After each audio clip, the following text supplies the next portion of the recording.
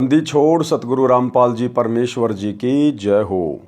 परमपिता परमात्मा सारी सृष्टि के रचनहार, कुल मालिक, असंख्य ब्रह्मांडों के स्वामी, जगत गुरु, तीनों लोकों में प्रवेश करके सबका भरण पोषण करने वाले राजाधिराज, आत्माधार, नाथों के नाथ, देवों के देव, महादेव, सर्वेश्वर, महेश्वर, मृत्युंजय, अजरो अमर, आदि अनादि सनातनी प्रभु, जगत पिता जगदीश्वर, श्री श्री 1008 की उपाधि के वास्तविक अधिकारी, अकाल मूरत सौद स्वरूपी राम वासुदेव, सर्वगतम ब्रह्म, परम पूज्य, प्रथम पूज्य, परम संत, परम पुरुष, परम धनी, परम दयालु, सत्य कबीर, हक्का कबीर, अल्लाहु कबीर, अल्लाहु अकबर, बाखबर, अल्लाह ताला, जगत के तारणहार, जगत के मुक्तिदाता, जगत के जगन्नाथ, हारे के सहारे, हिंदुओं के राम, मुसलमानों के अल्लाह, सिखों के वाहिगुरु, ईसाइयों के मसीह, दया के सागर दया निधि, करुणा के सागर करुणा निधि, स्वयंभू परिभू, संकट मोचन, कष्ट हरण, मंगल करण, दुख भंजन, अविगत कबीर, निर्विकार निर्विषम परमात्मा, अलय अलेख सतगुरु, आदि अनादि सतगुरु, असली मर्यादा पुरुषोत्तम, असली राम, असली कृष्ण, असली घनश्याम, असली मुरारी, राजाओं के राजा, महाराजाओं के महाराजा, शहंशाहों के शहंशाह, सम्राटों के सम्राट, भगवानों के भगवान, अल्लाहों के अल्लाह, प्रभुओं के प्रभु, मसीहाओं के मसीह, सच्चे वाहिगुरु, बाबाओं के बाबा, पीरों के पीर, सेठों के सेठ, जगत सेठ, सावड़सा सेठ, सर्वगुण संपन्न, अनंत कोटि कलाओं के स्वामी, अनंत कोटि ब्रह्मांडों के नायक, योगियों में महायोगी, ध्यानियों में महाध्यानी, सिद्धों में परम सिद्ध, ज्ञानियों में तत्वज्ञानी, ब्रह्म ज्ञानी, महाज्ञानी, परम ज्ञानी, सर्वश्रेष्ठ ज्ञानी, विज्ञानी, युवा कबीर, समरथ कबीर, असमवाद, अमित ओजा, सच्चे रहनुमा, करीम अल्लाह, सुभान अल्लाह, दुनिया के अंतिम पैगंबर, 8 सितंबर 1951 से गांव धनाना, जिला सोनीपत, हरियाणा, भारतवर्ष की पावन भूमि पे प्रकट रियल कल की भगवान, श्री नारायण साकार हरि, श्री बाबा साहिब नूर अनंत परमात्मा, संत श्रोमणी सतगुरु रामपाल जी परमेश्वर जी के चरण कमल में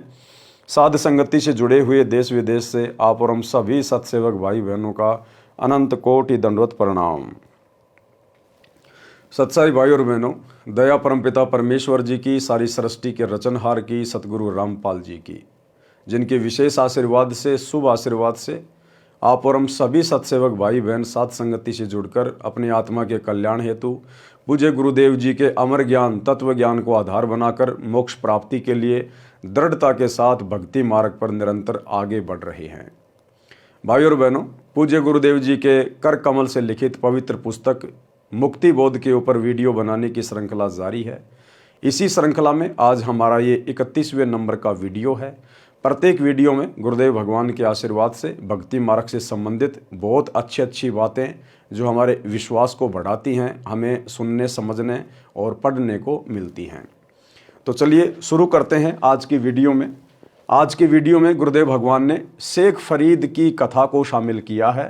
पवित्र ग्रंथ मुक्ति बोध, पेज नंबर 508, भगत शेख फरीद की कथा। भगत फरीद जी का जन्म मुसलमान धर्म में शेख कुल में हुआ। शेख फरीद बचपन में बहुत चंचल थे। गली में खेलने जाता था तो बच्चों की पिटाई कर देता। उलाने आते, माता दुखी हो जाती थी।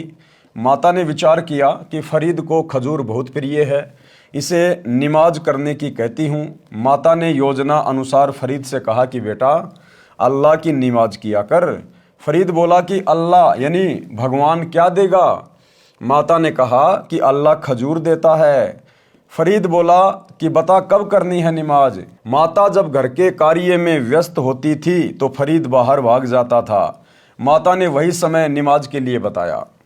एक चादर बिछा दी तथा कहा कि आंखें बंद करके अल्लाह खजूर दे, अल्लाह खजूर दे, ऐसे करते रहना। माता ने एक वृक्ष के नीचे चादर बिछाई और कहा कि जब तक तेरे ऊपर धूप ना आए आंखें बंद रखना और नमाज करते रहना।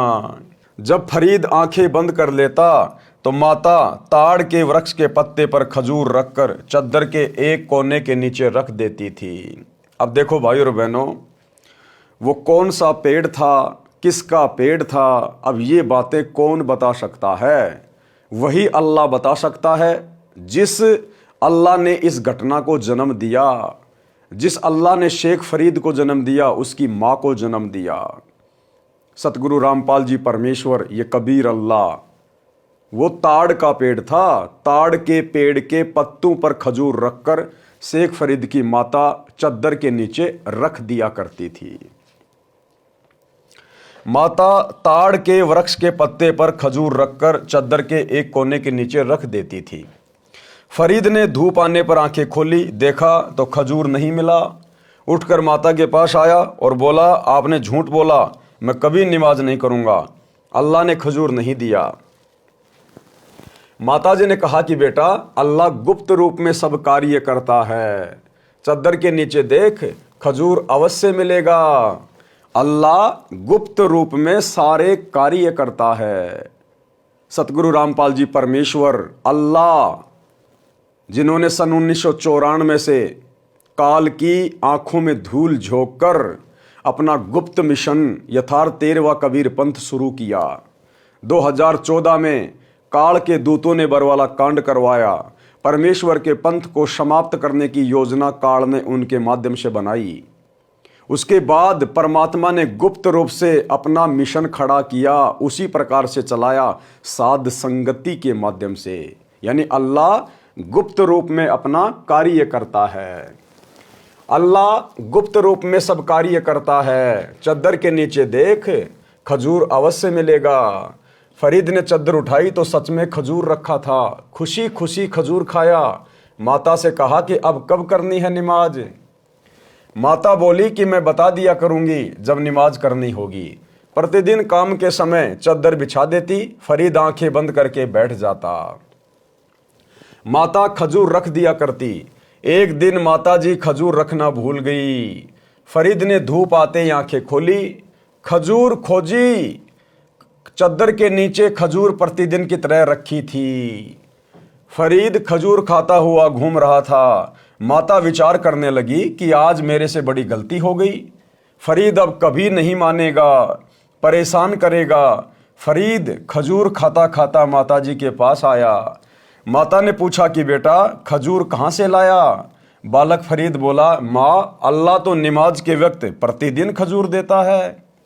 माँ बोली कि सच बता। माँ, सच बताता हूँ, देख, इस पत्ते में खजूर अल्लाह रख कर जाता है। माता को भी समझ आई कि यह सामान्य बालक नहीं है। बड़ा होकर फरीद घर त्याग कर एक फक्कड़ फकीर का शिष्य बनकर आश्रम में रहने लगा। भाई और बहनों, इस प्रकार की घटनाएं परमात्मा में विश्वास बढ़ाने के लिए परमेश्वर केवल अपनी विशेष आत्माओं के साथ ही करता है। जैसे त्रेता युग में भगत प्रहलाद 10 वर्ष की आयु, परमात्मा ने उसका विश्वास बढ़ाया। 84 प्रकार की यातनाएं, कष्ट उसके पिता हिरण्यकश्यप ने उसको दी। हर बार परमात्मा ने उसकी मदद की। क्यों भाई, विष्णु की भक्ति तो उस समय बहुत लोग किया करते थे। फिर परमात्मा ने अन्य लोगों की रक्षा क्यों नहीं की? बाकी लोगों को क्यों नहीं बचाया करते थे? द्रौपदी की रक्षा क्यों की परमात्मा ने? उसके चीर को क्यों बढ़ाया? जबकि और भी बहन बेटियों की इज्जत सरेआम लूटी जा रही है। मीरा के जहर को परमात्मा ने अमृत क्यों बनाया? जबकि वर्तमान में जहर से तो बहुत लोग मरते हैं और श्री कृष्ण जी की भक्ति भी करते हैं। इस प्रकार के चमत्कार, अनहोनी घटनाएं करोड़ों में एक आध के साथ होती हैं। उनकी पूर्व जन्म की भक्ति के कारण परमेश्वर उन आत्माओं के माध्यम से अन्य भगत समाज के विश्वास को दृढ़ करता है और उस आत्मा को भी अंदर से पक्का करके रखता है। तो अपनी विशेष आत्माओं के साथ परमात्मा इस प्रकार की अनहोनी घटनाएं करते हैं। माता को समझ आई कि यह सामान्य बालक नहीं है। बड़ा होकर फरीद घर त्याग कर एक फक्कड़ फकीर का शिष्य बनकर आश्रम में रहने लगा। वह फकीर सिद्धि प्राप्त था, हुक्का पीता था। आश्रम में 7 शिष्य थे। प्रतिदिन एक सेवक सब सेवा करता था। गुरुजी का भोजन बनाना, भोजन के तुरंत बाद हुक्का भरकर गुरुजी को देना, कपड़े धोना। शेख फरीद दिलो जान से गुरुजी की तथा आश्रम की साफ सफाई की सेवा करता था।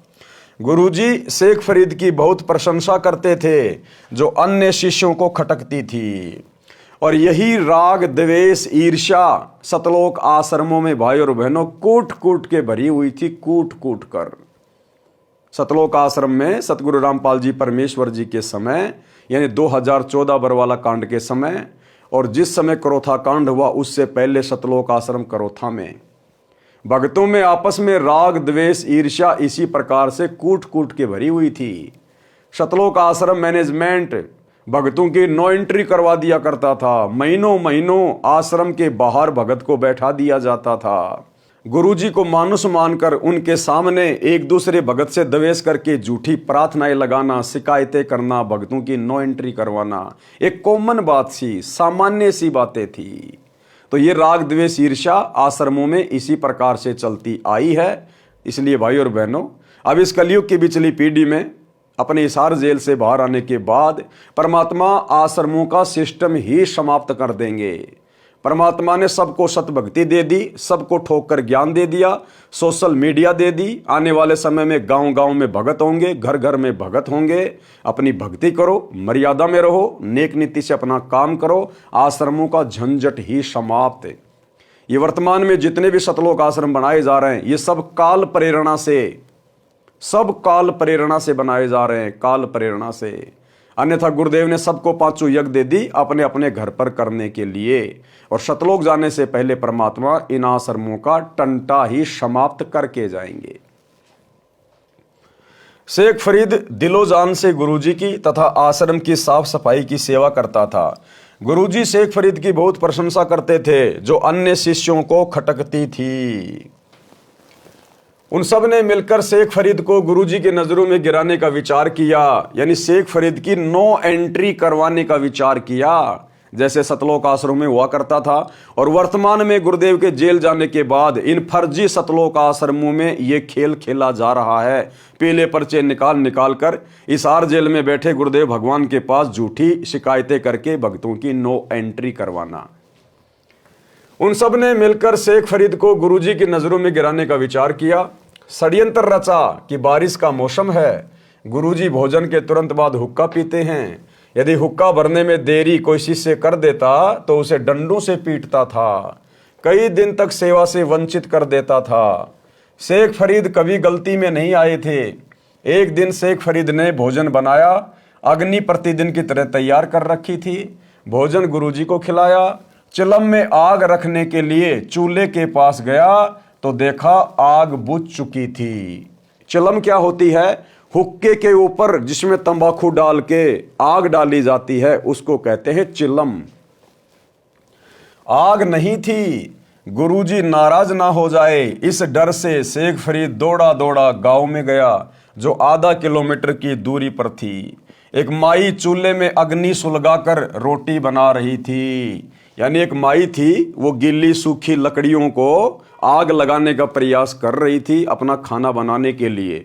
बरसात का समय था और धुआं बहुत ज्यादा निकल रही थी। शेख फरीद ने कहा, माई आग दे, गुरुजी का हुक्का भरना है, हमारी आग बंद हो गई है। गुरुजी नाराज हो गए तो जीवन नरक बन जाएगा। कितना भय था उस आत्मा को। सच्चा सतगुरु नहीं मिला, तत्वदर्शी संत नहीं मिला, लेकिन आत्मा एक नंबर की थी, भगत एक नंबर का था। कहा, माई जल्दी से मुझे हुक्के के लिए आग दे दे, नहीं तो गुरुजी नाराज हो जाएंगे, और अगर गुरुजी नाराज हो गए तो मेरा तो सब कुछ बर्बाद हो जाएगा। और आज तत्व ज्ञान प्राप्त भगत समाज को कलयुग की बिचली पीढ़ी में इतनी शिक्षा प्राप्त करने के बाद भी, दिन रात सत्संग सुनने के बावजूद भी अपने गुरुजी की मर्यादाओं का कोई ख्याल नहीं है, गुरुजी का कोई डर नहीं, कोई भय नहीं है, और सरेआम देखा देखी में भेड़ चाल में चलते हुए गुरु की मर्यादाओं की धज्जियां उड़ाई जा रही हैं। 2014 बरवाला कांड के बाद गुरुदेव की गैर हाजिरी में निर्भय होकर लाखों की संगत सतलोक आश्रमों से जुड़कर काल प्रेरित गुरुदेव के कलयुगी बेटा बेटी भाई बंधु रिश्तेदार कोऑर्डिनेटर आश्रम संचालकों के चक्कर में पड़कर देखा देखी में और अपने दान धर्म का दुरुपयोग करवा रही है। गुरुदेव की मर्यादाओं के विरुद्ध धनाना गांव में करोड़ों रुपये का बैडमिंटन का स्टेडियम बना दिया गया।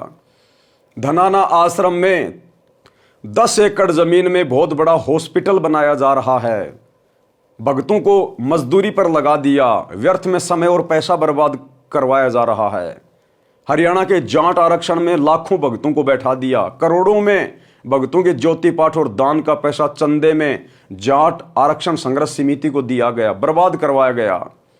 राजस्थान के गैंगस्टर आनंदपाल सिंह की सीबीआई जांच के समर्थन में भक्तों को राजपूत करणी सेना की रैली में बैठा दिया गया।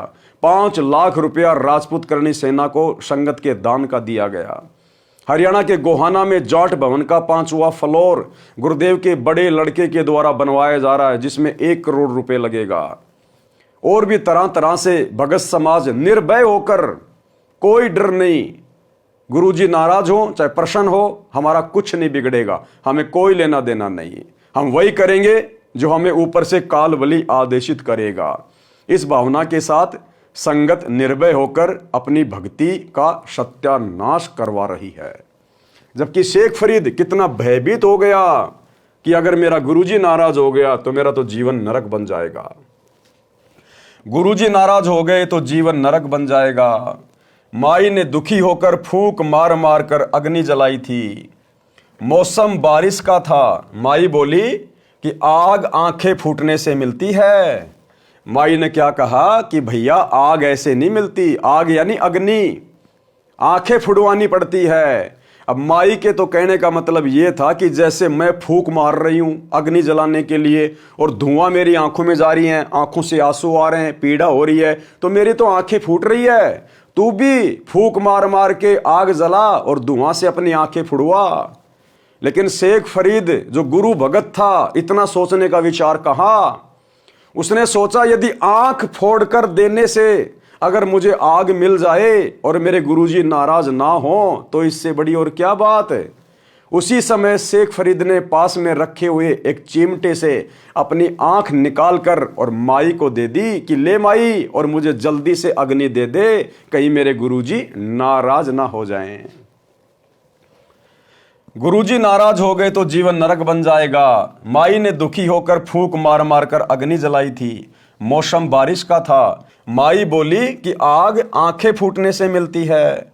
मैंने आंखें फुड़वाकर अग्नि तैयार की है, तू भी आंखें फुड़वा, तब आग मिलेगी। शेख फरीद ने अपनी एक आंख में चिमटा मारा, आंख निकालकर माई के पास रख दी और बोला कि लो माई, आंख फोड़ ली है, अब तो आग दे दो। वह औरत घबरा गई। उसे पता था कि वह फकीर सिद्ध पुरुष है, वह मुझे हानि करेगा। तुरंत चूल्हे से अग्नि निकालकर बाहर कर दी। शेख फरीद आग चिलम में रखकर दौड़ा। फकीर 2 आवाज लगाता था, कहता था कि हुक्का लाओ, शिष्य का नाम पुकारता था। तीसरी बार तो डंडा लेकर मारने चलता था। गुरुजी ने पहली आवाज लगाई तब शेख फरीद आधे रास्ते में था। दूसरी लगाई तब आश्रम में प्रवेश कर चुका था। गुरुजी ने दूसरी बार कहा कि हे शेख फरीद, कहाँ मर गया। शेख फरीद बोला कि आ गया गुरुजी। शेख फरीद ने फूटी आंख पर कपड़ा बांध रखा था। गुरुजी को बताया कि बारिश की वजह से आश्रम में आग बुझ गई थी, दौड़कर नगरी से लाया हूं। गुरुजी को अंधेरे में कुछ कम दिखाई देता था। शेख फरीद की आंख पर कपड़ा बंधा देखकर पूछा कि आंख को क्या हो गया।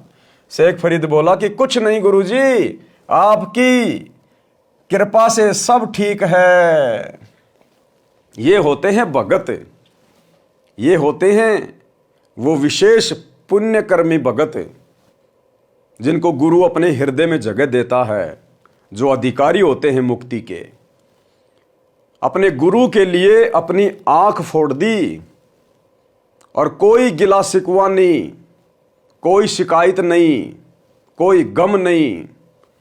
और गुरु ने देखा कि इसने आंख के ऊपर कपड़ा क्यों बांध रखा है, पूछा तो शेख फरीद ने कहा नहीं नहीं गुरुजी, आपकी कृपा, ये परवरदिगार, आपके रहते सहते आपको दास को क्या हो सकता है, कुछ नहीं गुरुजी, कुछ नहीं। और वर्तमान में हिसार जेल में गुरुजी के पास में प्रार्थनाओं पे प्रार्थना, प्रार्थनाओं पे प्रार्थना, रोजाना हजारों की संख्या में प्रार्थनाएं सतलोक आश्रम के मोबाइल नंबरों पर लिखवाई जाती है नादान संगत के द्वारा। हजारों की संख्या में किसी को जुखाम हो गई तो प्रार्थना, बुखार हो गया तो प्रार्थना। किसी का कोई बेटा बीमार हो गया तो प्रार्थना,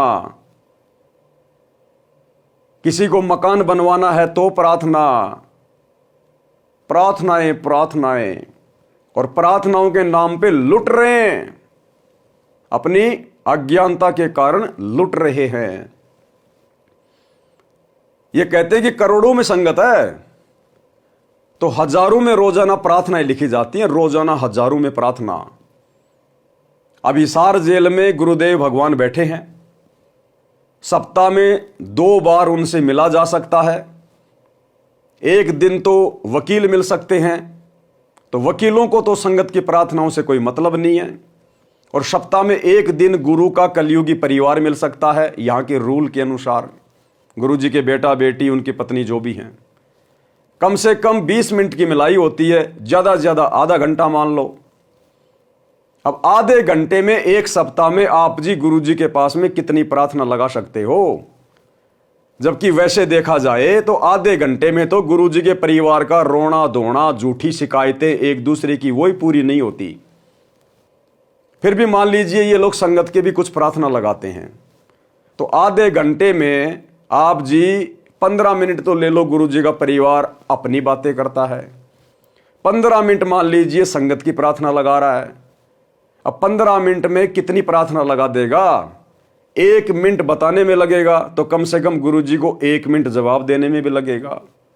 तो 10 प्रार्थनाओं से ज्यादा 15 मिनट में संगत की प्रार्थना नहीं हो सकती। तो एक सप्ताह में संगत की कितनी प्रार्थना पहुंची गुरुदेव के पास? 10। और एक सप्ताह में कितनी प्रार्थना इकट्ठी हो जाती है और उनके जवाब भी दे दिए जाते हैं, कई हजारों की संख्या में। तो बाकी प्रार्थनाओं के जवाब कौन दे रहा है? बाकी प्रार्थनाओं के जवाब में ज्योति करवा दो, पाठ करवा दो, ज्योति करवा दो, पाठ करवा दो। ये कॉल सेंटर खोल रखा है सतलोक आश्रम मैनेजमेंट हरियाणा ने, कॉल सेंटर। लुटे जाओ ज्योति पाठ के नाम पे, ज्योति पाठ के नाम पे धंधा चल रहा है, धंधा। तो शेख फरीद ने कोई शिकायत नहीं करी, अपना दर्द अपने गुरुजी से बयान नहीं किया। अरे अपने हाथ से और आंख निकाल के दे देना कोई बच्चों का काम नहीं है। अपनी मूंछ के बाल तो पाड़ के दिखा दो 5-7, कितनी पीड़ा होती है, कितना जो है दर्द होता है। और उसके बावजूद अपने गुरुजी से ये नहीं कहा कि गुरुजी मेरी आंख फूट गई, मैंने आंख निकाल के दे दी, ऐसे ऐसे कोई मान बढ़ाई नहीं। चुपचाप नहीं, गुरुजी आपके रहते सहते क्या हो सकता है परमात्मा। तब जाकर भगत उदाहरण के रूप में दुनिया के सामने पेश होते हैं। ऐसे भक्तों का नाम होता है सारी सृष्टि का अल्लाह। ये कबीर भगवान सतगुरु रामपाल जी उस आत्मा का जिक्र अपनी कथाओं में कर रहा है। आप और हम पिछली पीढ़ी वालों को शिक्षा देने के लिए शेख फरीद की कथा को शामिल किया है। तो क्या कहा शेख फरीद ने कि गुरुदेव कुछ नहीं, आपकी दया है, आपके रहते सहते आपके दास को क्या हो सकता है। फरीद बोला कि कुछ नहीं गुरुजी, आपकी कृपा से सब ठीक है। गुरुजी ने भी अधिक ध्यान नहीं दिया। सुबह वह औरत शेख फरीद की आंख एक मिट्टी के ढक्कन पर रखकर आश्रम लाई। फकीर जी से अपनी गलती की क्षमा मांगी और बताया कि आपका शिष्य कल शाम को आग लेने गया था। बोला माई आग दे दे। आश्रम की आग बुझ गई है। गुरुजी भोजन खाते ही हुक्का पीते हैं। हुक्का भरने में देरी हो जाने पर नाराज हो जाते हैं। कई दिन सेवा नहीं देते। यदि गुरुजी नाराज हो गए तो मेरा जीवन नरक बन जाएगा। महिला बोली कि मैंने बड़ी मुश्किल से आग तैयार की थी। मेरी आंख धुएं से लाल हो गई थी, फूंक मार मार कर परेशान थी। मैंने भगत से कह दिया कि आंखें फुड़वा कर आग बनती है, आंखें फुड़वा तब आग मिलेगी। इसने सच में चिमटे से आंख निकाल कर रख दी। बोला कि यदि गुरुजी नाराज हो गए तो आंखें किस काम की। अगर गुरुजी नाराज हो गए तो ये आंखें किस काम की। क्या करूंगा इस सुंदर शरीर का, इस धन का, इस संपत्ति का, इन आंखों का। अगर मेरा गुरुजी रुष्ट हो गया तो ये मनुष्य जन्म तो मुझे गुरुजी को प्रसन्न करने के लिए मिला है, मोक्ष प्राप्त करने के लिए मिला है। और अगर मेरा गुरु ही नाराज हो गया तो फिर मेरा सुरक्षित क्या रह गया, मेरा तो जीवन नरक बन जाएगा। बोला कि यदि गुरुजी नाराज हो गए तो आंखें किस काम की। ये आंख मैं लेकर आई हूं। गुरुजी ने शेख फरीद को बुलाया, कहा कि आंख का कपड़ा खोला तो आंख स्वस्थ थी, परंतु कुछ छोटी थी। वो शेख फरीद का गुरु सिद्धि प्राप्त था, अपनी सिद्धि से उसने अपने शिष्य की आंख ठीक कर दी। भाई और बहनों, हमारे गुरुदेव तो अंतर्यामी हैं।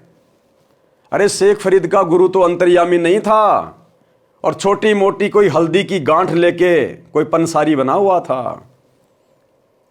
हमारे गुरुदेव क्या नहीं कर सकते। अरे वेदों में महिमा है हमारे गुरुदेव की, कबीर भगवान की। मुर्दे को जिंदा कर दे परमात्मा, एक को नहीं अरबों को खरबों को, पूरी सृष्टि मर जाए तो परमात्मा दोबारा एक क्षण में जीवित कर दे, किसी को पता भी ना चलने दे कि हम मर गए थे। ऐसी समर्थ शक्ति है हमारे गुरुदेव। जाके अर्ध रोम पर शकल पसारा, ऐसा पूर्ण ब्रह्म हमारा अंतर्यामी परमात्मा। और फिर भी प्रार्थनाओं पे प्रार्थना, प्रार्थनाओं पे प्रार्थना। और गुरुजी को नाराज करने के लिए दुनिया भर के कुक्रम शतलोक आश्रम के साथ मिलकर कर रहे हो। तुम्हें कोई डर नहीं, तुम्हें कोई भय नहीं कि गुरुजी नाराज हो गए तो हमारा जीवन नरक बन जाएगा। गंदे राजनेताओं की रैलियों में धक्के खा रहे हो, कभी कांग्रेस तो कभी बीजेपी का गंदा खेल खेल रहे हो। अपने ज्योति पाठ और दान के पैसे का दुरुपयोग दुनिया के लिए स्टेडियम बनवाने में, हॉस्पिटल बनवाने में, धर्मशालाएं बनवाने में, गुंडों की सीबीआई जांच में, जाट आरक्षणों में, दुनिया के लिए रोडों के वो गड्ढे भरने में। जरा भी भय नहीं है संगत को, जरा भी भय कि अगर गुरुजी नाराज हो गए, और गुरुजी तो नाराज हो चुके भाई, होंगे क्या। ये अंतर्यामी परमात्मा तो नाराज हो चुका है। आप लोगों का जीवन तो नरक बन चुका है। कपड़ा खोला तो आंख स्वस्थ थी, परंतु कुछ छोटी थी। माई ने यह सब देखा तो गांव जाकर फकीर की प्रसिद्धि की कि बड़ा चमत्कारी साधु है। मेरे सामने आंख ठीक कर दी। गुरुजी ने शेख फरीद को सीने से लगाया, आशीर्वाद दिया कि तेरी साधना सफल हो। यह होता है गुरु को प्रसन्न करना। उस गुरु ने जो कि नकली था, उसने भी प्रसन्न होकर और अपने शिष्य को आशीर्वाद दिया कि बेटा तेरी साधना सफल हो। अब वो नकली संत भी इसी परमात्मा की आत्मा थी, कबीर भगवान सतगुरु रामपाल जी की। अब उसके वचन की भी परमात्मा ने लाज रखनी थी। अब कुछ दिनों बाद वो तो मर गया। मरने के बाद में शेख फरीद घोर तप करने लग गया, क्योंकि उसने यही उसको विधि बताई थी कि बेटा शरीर को जितना ज्यादा कष्ट दोगे परमात्मा उतना ही प्रसन्न होगा। तो बेचारा कुएं में लटक कर तपस्या करता था और गुरु का वचन था कि बेटा तेरी साधना सफल होगी। उस गुरु के वचन को इस कबीर भगवान सतगुरु रामपाल जी ने सिद्ध किया और शेख फरीद को जाकर मिले और उसको फिर शतमार्ग दिया। गुरुजी ने शेख फरीद को सीने से लगाया, आशीर्वाद दिया कि तेरी साधना सफल हो। गुरुजी की मृत्यु के पश्चात शेख फरीद ने आश्रम त्याग दिया। गुरुजी ने तप करने से मोक्ष बताया था। देखो क्या कह रहे हैं परमात्मा, क्या लिख रहे हैं, एक एक बात में संकेत है। शेख फरीद आश्रम में क्यों रहता था? केवल अपने मोक्ष के लिए, केवल अपने आत्मा के कल्याण के लिए। तो जैसे ही शेख फरीद का गुरु मरा, शेख फरीद ने आश्रम को त्याग दिया। बाकी शिष्यों ने नहीं त्यागा। शेख फरीद ने आश्रम त्याग दिया कि जब मेरा गुरु आश्रम में नहीं है तो मेरे ये आश्रम किस काम का। जो मेरे गुरु ने मुझे भक्ति बताई है, जो साधना बताई है, वो मेरे काम की है और उसको करने के लिए आश्रम की जरूरत नहीं है, मैं कहीं भी कर लूंगा। शेख फरीद ने आश्रम त्याग दिया। इसी प्रकार भाई और बहनों, आप और हम सभी सत्सेवक भाई बहन, बरवाला कांड के बाद हम भगत भाई बहनों ने किसी भी आश्रम में जाना उचित नहीं समझा। जो आश्रम हमारे गुरुदेव की गैर हाजिरी में उनकी पीठ पीछे अपने धार्मिक धंधे के लिए बनाए गए हैं। भाई आश्रम में हमारे गुरुजी नहीं हैं तो आश्रम हमारे किस काम के? हमारे गुरु ने हमें जो साधना बताई है वो हमारे काम की है। और साधना गुरुदेव ने कह दिया, बेटा 500 यज्ञ अपने घर पे करो, भक्ति करो, ईमानदारी से अपना काम धंधा करो। आश्रम में कोई भगवान थोड़ी बैठा है। अरे उसी ईंट और पत्थर से आश्रम बना है, उसी ईंट और पत्थर से हमारा घर बना है और घर में हमने अपने गुरुदेव का दरबार लगा रखा है। हमें भला आश्रमों की क्या आवश्यकता अपने गुरुदेव की गैर हाजिरी में? तो आप और हम भगत भाई बहनों ने भी वही डिसीजन लिया जो डिसीजन शेख फरीद ने लिया, और बाकी जिनको धन चाहिए था, जिनको माया चाहिए थी, वो आश्रमों से चिपटे रहे। गुरुजी की मृत्यु के पश्चात शेख फरीद ने आश्रम त्याग दिया। गुरुजी ने तप करने से मोक्ष बताया था। जैसा गुरुजी का आदेश था, शेख फरीद पूरी निष्ठा से पालन कर रहा था। और जैसा गुरुदेव ने हमें भक्ति करने के लिए कहा है, 3 समय की आरती, मंत्र जाप करना, सत्संग सुनना, मर्यादा निभाना, 5 यज्ञ करना, हम लोग पूरी निष्ठा के साथ में अपने अपने घरों पे कर रहे हैं। अब बताओ, उसके लिए हम आश्रम में जाएं तो ये ज्ञान आधार से बिल्कुल भी न्यायोचित नहीं है। जैसा गुरुजी का आदेश था, शेख फरीद पूरी निष्ठा से पालन कर रहा था। 12 वर्ष तक तो कुएं में उल्टा लटक लटक कर तप किया। उस दौरान केवल 1.25 मन यानी 50 किलोग्राम अन्न खाया था, जो नाम मात्र था। शरीर अस्थि पिंजर बन गया था। शेख फरीद कुछ देर कुएं से बाहर बैठता था। एक दिन कागों यानी कौओं ने उसे मरा हुआ जानकर उसकी आंखें खाने के लिए उसके माथे पर बैठ गए। शेष शरीर पर मांस नहीं था। फरीद बोला, हे कौओ, आप मेरी 2 आंखें छोड़कर शरीर का सारा मांस खा लो, मैं परमात्मा देखना चाहता हूं। सिर्फ परमात्मा के दीदार के लिए, केवल परमात्मा के दर्शन के लिए शेख फरीद ने इतना घोर तप किया। और आज आप और हम भगत भाई बहनों को तो बिना किसी परिश्रम के, बिना किसी कठिन तप के परमेश्वर ने अपने ओरिजिनल स्वरूप के दर्शन दे दिए। ओरिजिनल रूप के दर्शन, ये सतलोकी रूप है कबीर परमात्मा का, सतलोकी रूप। तो आप और हम कितनी बड़ी सौभाग्यशाली आत्मा हैं शेख फरीद जैसे भक्तों की तुलना में। आप मेरी 2 आंखें छोड़कर शरीर का सारा मांस खा लो, मैं परमात्मा देखना चाहता हूं, इसलिए मेरी आंखें छोड़ दो। जब फरीद बोला तो कौवे उड़ गए। शेख फरीद रस्से से पैर बांधकर प्रतिदिन की तरह कुएं में लटक गया।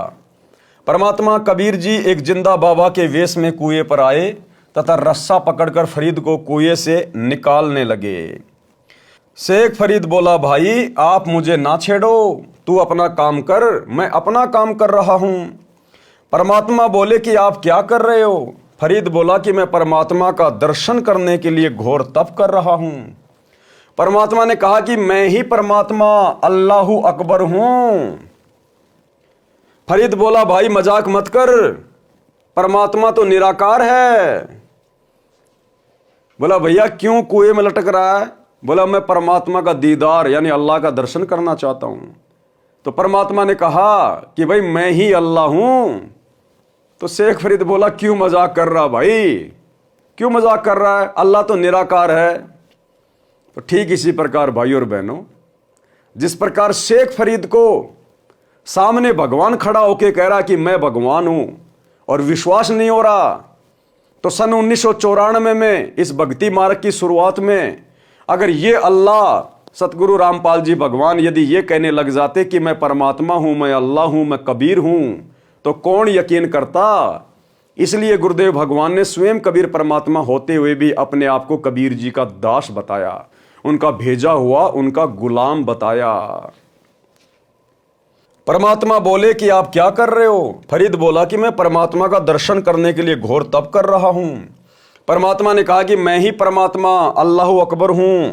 फरीद बोला, भाई मजाक मत कर, परमात्मा बेचगुन निराकार है, वह मानस रूप में नहीं आता। परमात्मा ने कहा कि आप कहते हो कि परमात्मा निराकार है, दूसरी ओर कह रहे हो कि परमात्मा के दर्शन के लिए घोर तप कर रहा हूं। कहते हैं घाम और ज्ञान का चमका साई होता है। घाम का मतलब होता है धूप। धूप जैसे किसी आदमी को धूप लगनी हो, गर्मी के समय उसको हैजा होना हो, तो जरा सी धूप लगना ही काफी है, हल्की सी धूप में ही उसको हैजा हो जाएगा। इसी प्रकार जिसको अध्यात्म की बातें समझ में आनी होती है उसके लिए तो एक पॉइंट ही काफी होता है। इसलिए परमात्मा कहते हैं ज्ञान और घाम का चमका ही होता है, जिसको समझ में आना होगा एक झटके में आ जाता है, नहीं तो फिर नहीं होगा। एक समय की बात, और सत्संग जो है एक दिन का बतेरा हो लागना होता है। जैसे आम भाषा में कहा करो ना भाई, गामकार ज्ञान का तो चमकाए साओ से, थोड़े में लाग जाया करो, अर्रा तो भाई फिर नहीं लगता, चाहे सारी उम्र फिर तो चिकने गड़े हो जाएंगे। कहते हैं घाम और ज्ञान का तो चमका सा ही होता है। शेख फरीद ने चरण पकड़ लिए, तत्व ज्ञान समझा, कबीर परमात्मा के द्वारा बताई गई साधना करके कल्याण करवाया।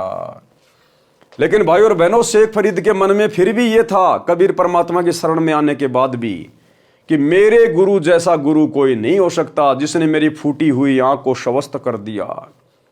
तो परमात्मा तो जानी जान है, अंतर्यामी है। गुरुदेव भगवान ने सोचा भक्ति करते करते भी सत्यानाश करवाएगा गुरु पे अविश्वास करके।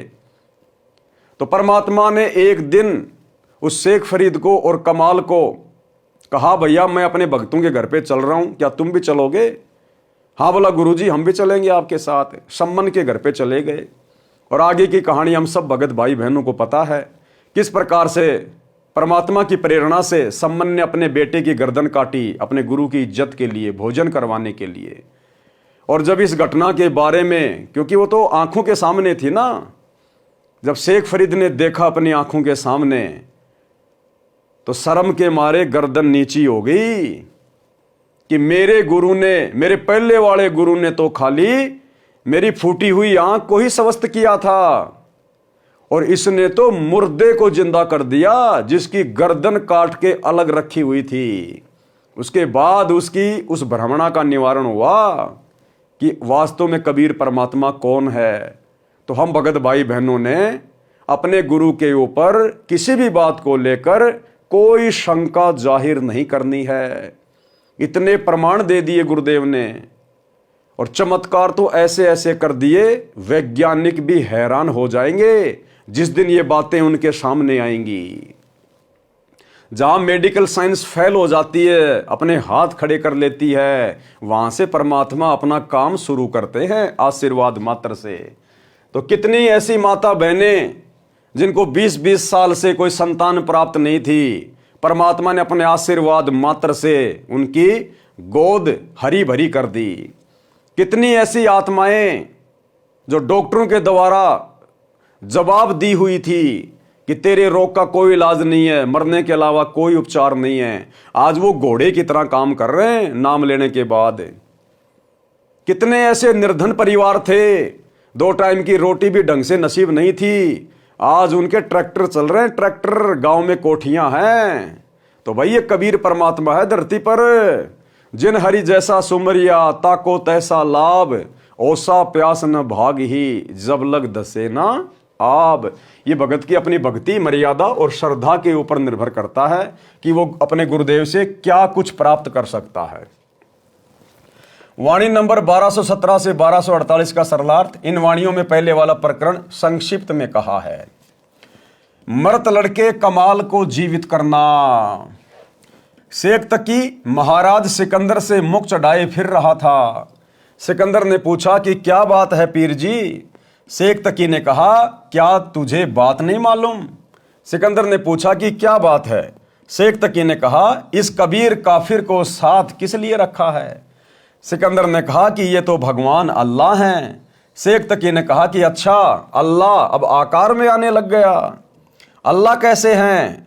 सिकंदर ने कहा कि पहले तो अल्लाह ऐसे कि मेरा रोग ऐसा था कि किसी से भी ठीक नहीं हो पा रहा था, इस कबीर प्रभु ने हाथ ही लगाया था, मैं स्वस्थ हो गया। क्या कहा सिकंदर ने? इस कबीर प्रभु ने तो केवल हाथ ही लगाया था, आशीर्वाद मात्र दिया था, मेरा रोग छूमंत्र हो गया। भाई और बहनों, निसंदेह वही कबीर परमात्मा वर्तमान में सतगुरु रामपाल जी के रूप में प्रकट है। अरे हमें क्या पता 650 साल पहले परमात्मा का क्या रूप था? यही तो परमात्मा थे, हमने देखा थोड़ी था 650 साल पहले। तो सिकंदर लोधी ने कहा कि मुझे छूते ही मेरा रोग समाप्त कर दिया आशीर्वाद मात्र से, इसलिए भगवान है, ये अल्लाह है। और एक छोटा सा सत्संग, इस भक्ति मार्ग की शुरुआत में मालिक को पता था कि ज्ञान से आत्माएं इतना जल्दी सेट नहीं होंगी। गुरुदेव ने अपनी तरफ से उन आत्माओं को 100 सुख दिए। और एक बहन जिसका इतना भयंकर रोग, उसको आवाज नहीं आती थी, गूंगी थी, और गुरुदेव भगवान से नाम दिलवाया, मालिक ने केवल आशीर्वाद ही दिया था। उसी समय बोलने लगी तोते की तरह, रोग छू मंत्र। एक छोटा सा सत्संग। कर्मान आज भी हम आपको ऐसे ऐसे, यहाँ पर भी कई बहन है ऐसी जो पहले बहुत तंग रहती थी। एक तो बेबे है संतोष, खड़ी हुई है एक भाई, उठ उठ शर्मावना। एक भी इसकी बेबे का चित्र ले तो फिल्म वाला, ये देख इसको। या मकडोली बह रखी है, छोटी मकडोली, संतोष नाम से इस बेबे का। और ये इसका देवर है भक्त सुखबीर, ये यहाँ बैठा। इसका बड़ा भाई यानी संतोष का पति जो है फौज में भर्ती है। चित्र आ जाता फिर बंद कर दिया। तो ये लड़की 8-9 वर्ष से तकलीफ थी। बैठ जा बेटी। तो कुछ भी कहो, हम तो कर्मदंड कहते हैं। डॉक्टर बीमारी बता देते हैं, शाना ओपरा बता दे। तो जी क्या हुआ, इन्होंने सारा इलाज करवा लिया।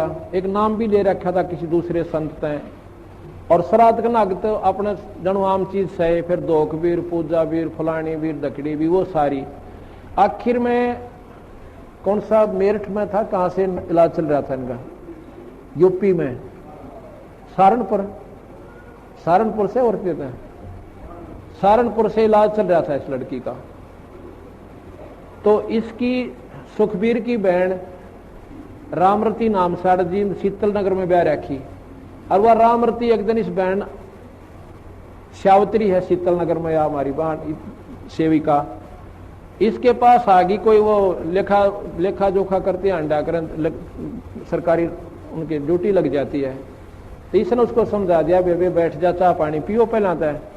फिर कबीर साहब के बारे में इस श्यावत्री ने, एक तो वह कमला यहीं आ रही हो मेरे ख्याल में, एक राम हुआ बैठी है। ये दोनों बाण अपनी सरकारी नौकरी पे थी, इनकी ड्यूटी लाग रही थी, वे गणना की खातर कोई आंकड़े इकट्ठे करने थे। यह श्यावत्री के पास पहुंच गई। इसने पहला दिन तक चाह पानी पियाई, बेबे तुम बैठ जाओ, फिर पाछे लिखा लिखाई करियो। फिर ये चित्र देखे कबीर साहब के, ये पूछने लगी। इसने सारी महिमा बताई, बंदी छोड़ गई। रामरती ने अरे नाम ले लिया कमला ने। रामरती ने फिर अपने भाई जगवीर को बता, जगवीर नाम से कि भाई तो कितना ले जा, मेरी भाभी ने एक बार महाराज यहाँ करा ले। जगवीर ने बोला, बेबे इब इलाज करवा रखा वहां से और वहीं दिखाऊंगा। इन्हें बोली रे इलाज करवा रखा, कि ने दुख पा रही है, 19-21 का इसका आराम नहीं, तो एक बार ले आ। तो हम गए हुए थे उस समय चंडीगढ़ एक पार्ट, या Gulab Singh DC deputy commissioner जो होते थे ना, डिप्टी कमिश्नर गुलाब सिंह, वो डायरेक्टर थे वहां पर लोकल बॉडीज के चंडीगढ़। वो हमारे सेवक है, उन्होंने नाम ले रखा है, बड़ी पुण्यात्मा है। अगर उसका उदाहरण आप देख लो, नहीं सा देवता इंसान हमने नहीं देखा, इतनी नम्र आत्मा, कोई उसमें छल कपट नहीं। तो वहां हम पाठ करने गए जी। हमने आना था 12 तारीख को, हम आए 13 तारीख को, लेट हो गए थोड़े। तो इन्होंने पता था कि 12 न महाराज जी ने आना है कुटिया में, तो ये 11 शाम में पहुंच गए। और या बेहोश पड़ी उड़े या संतोष, हम 12 ना या 12 नहीं भी मेरे, जगबीर भी मेरे इसके साथ, वो फौज में है। वहां पर हाल बने था हमारा एक सत्संग का। हम 13 न पहुंचे इस समय, अगस्त का महीना। तो न्यू बोले जी एक बेबे आ रही है, बहुत घनी बीमार से। बाबा बीमार का के मतलब, हमारे दौरान को डॉक्टर ना वैद नहीं, ये बीमार है, बीमार आने लगे, कुछ अच्छे ढंग का नाम लेने आता नहीं। अपने मन में संकल्प कर रहा मैं। इतने में इसको कुटिया में ठा के वो जगबीर एक दिन और पकड़ के मेरे पास ले आया। और मैं बाहर बैठा था, ऐसे छां आई हुई थी शाम के समय हाल के अंदर। इनको जब पकड़ के वो ले आए, आप विचार कीजिए, सतकर मानिए, जो ही मेरे पास लाके या संतोष बिठाई और जगबीर को पूछना ये बात इसके पति से, न्यू अर्जू सिर जोड़ रखा, इसकी हालत न्यू नाड़ टेढ़ी हो रही छोरी की। खाट के पास बिठाई, जैसे हम स्वाभाविक वैसे हाथ रखते हैं, बेबे ठीक हो जाएगी बेटी, माड़ा मन ना करे, सब करेंगे, बंदी छोड़। मैंने ऐसे हाथ ऊपर से हटाया भी नहीं था, इतना में यह लड़की न्यू बैठ गई कि जानू इसका कुछ भी कोई ना। बोल सतगुरुदेव, बंदी छोड़ कबीर साहेब। वो बोला जा बेटी सेवा करवा। वहां पर सेवा चल रही थी, सेवक थे, मिस्त्री थे, उनकी रोटी बनानी थी। छोरी ने डट कर रोटी बनवाई, सारा काम करवाया, अगले दिन सारा काम करवाया। भाई और बहनों, ऐसे ऐसे ना जाने कितने उदाहरण गुरुदेव की संगत में हैं, ना जाने कितने उदाहरण धरती पर वही अल्लाह प्रकट है। सिकंदर ने कहा कि पहले तो अल्लाह ऐसे कि मेरा रोग ऐसा था कि किसी से भी ठीक नहीं हो रहा था, इस कबीर प्रभु ने हाथ ही लगाया था, मैं स्वस्थ हो गया।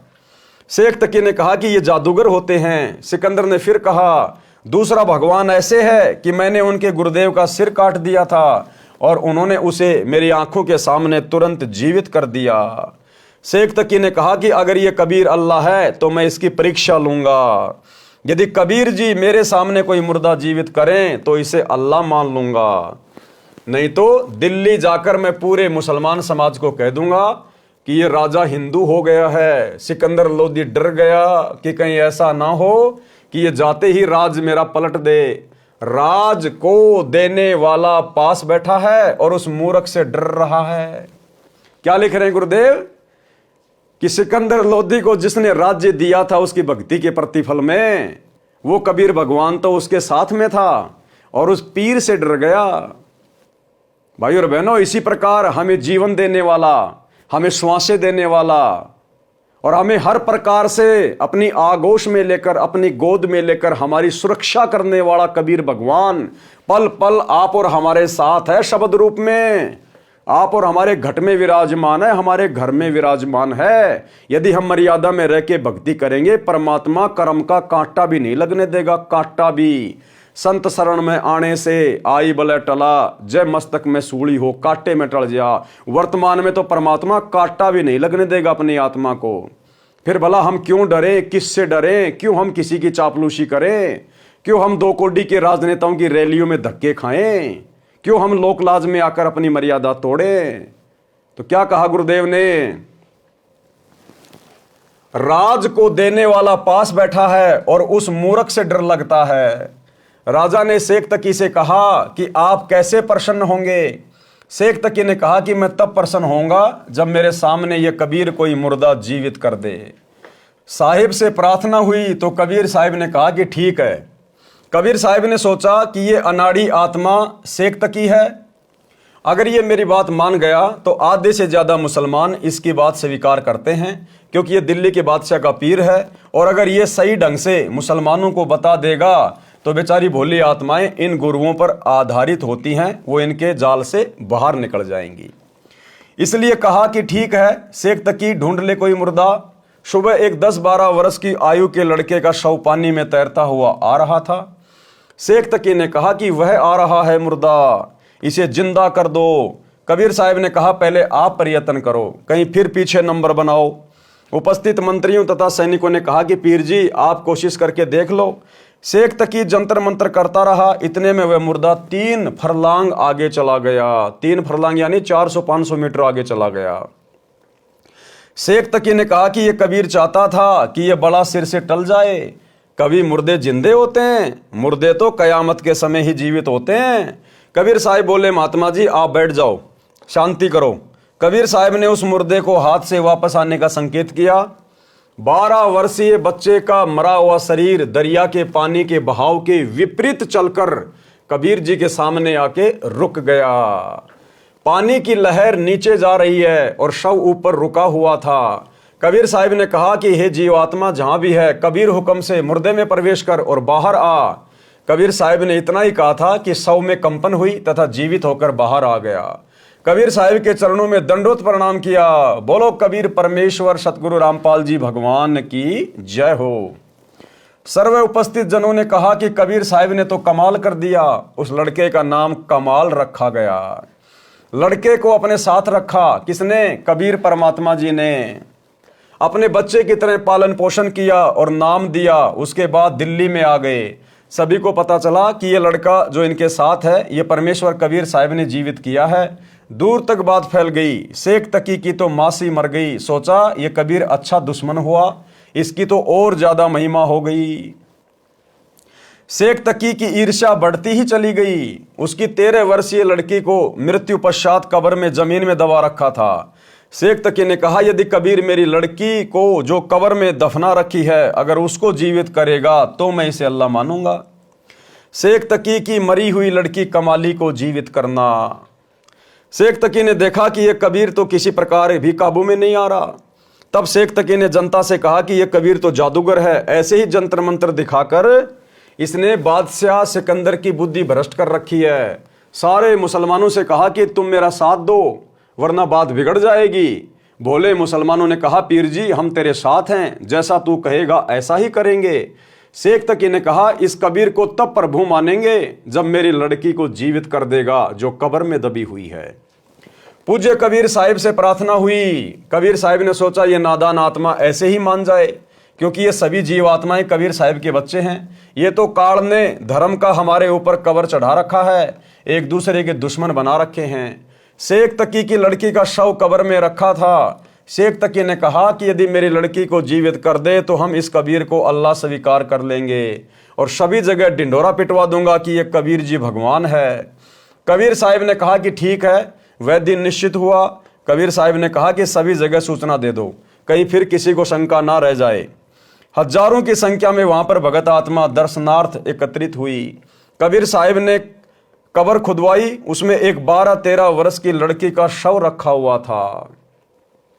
कबीर साहिब ने शेख तकी से कहा कि पहले आप जीवित कर लो। सभी उपस्थित जनों ने कहा कि महाराज जी, यदि इसके पास कोई ऐसी शक्ति होती तो अपने बच्चे को कौन मरने देता है? अपने बच्चे की जान के लिए व्यक्ति अपना तन मन धन लगा देता है। हे दीनदयाल, आप कृपया करो। पूज्य कबीर परमेश्वर ने कहा कि हे शेख तकी की लड़की जीवित हो जा। 3 बार कहा लेकिन लड़की जीवित नहीं हुई। शेख तकी ने तो भंगड़ा पा दिया। यानी परमात्मा सारी जनता के सामने शेख तकी की नीचता को दिखाना चाहते थे कि ये शेख तकी राग द्वेष ईर्ष्या में कितना पागल हो चुका है, कितना पागल हो चुका है परमात्मा को नीचा दिखाने में। शेख तकी ने तो भंगड़ा पा दिया, नाचे कूदे कि देखा न पाखंडी का पाखंड पकड़ा गया। कबीर साहिब उसको नचाना चाहते थे कि इसको नाचने दे। कबीर, राज तजना सहज है, सहज नारी का ने मान बढ़ाई ईर्ष्या दुर्लभ तजना। ये मान बढ़ाई ईर्ष्या का रोग बहुत भयानक है। अपनी लड़की के जीवित न होने का दुख नहीं, कबीर साहिब की पराजय की खुशी मना रहा था। कबीर साहिब ने कहा कि बैठ जाओ महात्मा जी, शांति रखो। कबीर साहिब ने आदेश दिया कि हे जीवात्मा जहां भी है, कबीर आदेश से इस शव में प्रवेश करो और बाहर आओ। कबीर साहिब का कहना ही था कि इतने में शव में कंपन हुआ और वह लड़की जीवित होकर बाहर आई। कबीर साहिब के चरणों में दंडवत प्रणाम किया। बोलो सतगुरुदेव भगवान की जय हो। उस लड़की ने 1.5 घंटे तक कबीर साहिब की कृपा से प्रवचन किए। कहा, हे भोली जनता, ये भगवान आए हुए हैं, पूर्ण ब्रह्म अनंत कोटि ब्रह्मांड के परमेश्वर हैं। क्या तुम इसको एक मामूली जुलाहा धानक मान रहे हो? हे भूले भटके प्राणियों, ये आपके सामने स्वयं परमेश्वर आए हैं और हम सत्सेवक भाई बहन पिछले 10 वर्षों से ढिंढोरा पीट रहे हैं अपने ही भगत भाई बहनों को समझाने के लिए जो गुरुजी से उपदेश प्राप्त हैं, गुरुजी के परिवार को समझाने के लिए, कोऑर्डिनेटरों को समझाने के लिए कि भैया गुरुजी स्वयं परमात्मा हैं, परमेश्वर हैं, कबीर हैं। नकली कबीर का दाढ़ी मूछ वाली फोटो का प्रकट दिवस मत मनाओ जून में। अपने गुरुजी का 8 सितंबर के दिन सतगुरु प्रकट दिवस मनाओ। घर घर में गुरुदेव को भोग लगाओ। ये परमात्मा है, अल्लाह है, परमेश्वर है, लेकिन उनके कान के ऊपर जूं भी नहीं रेंग रही। हे भूले भटके प्राणियों, ये आपके सामने स्वयं परमेश्वर आए हैं। इनके चरणों में गिरकर अपने जन्म मरण का दीर्घ रोग कटवाओ और शतलोक चलो, जहां पर जाने के बाद जीवात्मा जन्म मरण के चक्कर से बच जाती है। कमाली ने बताया कि इस काल के जाल से बंदी छोड़ कबीर साहिब के बिना कोई नहीं छुटवा सकता। भक्ति मुक्ति के दाता सतगुरु। चाहे हिंदू पद्धति से तीर्थ व्रत गीता भागवत रामायण महाभारत पुराण उपनिषद वेदों का पाठ करना, राम कृष्ण ब्रह्मा विष्णु शिव शेरावाली आदि माया आदि भवानी प्रकृति देवी ज्योति निरंजन की उपासना भी क्यों ना करें। जीव 84 लाख प्राणियों के शरीर में कष्ट से नहीं बच सकता और मुसलमान पद्धति से भी जीव काल के जाल से नहीं छूट सकता। जैसे रोजे रखना, ईद बकरीद मनाना, 5 वक्त नमाज करना, मक्का मदीना में जाना, मस्जिद में बंग देना आदि सब व्यर्थ है। कमाली ने सभी उपस्थित जनों को संबोधित करते हुए अपने पिछले जन्मों की कथा सुनाई, जो उसे कबीर साहिब की कृपा से याद हो आई, जो कि आप पूर्व में पढ़ चुके हैं। यानी वो कमाली पहले राबिया थी, राबिया वाली आत्मा। कबीर साहिब ने कहा कि बेटी अपने पिता के साथ जाओ।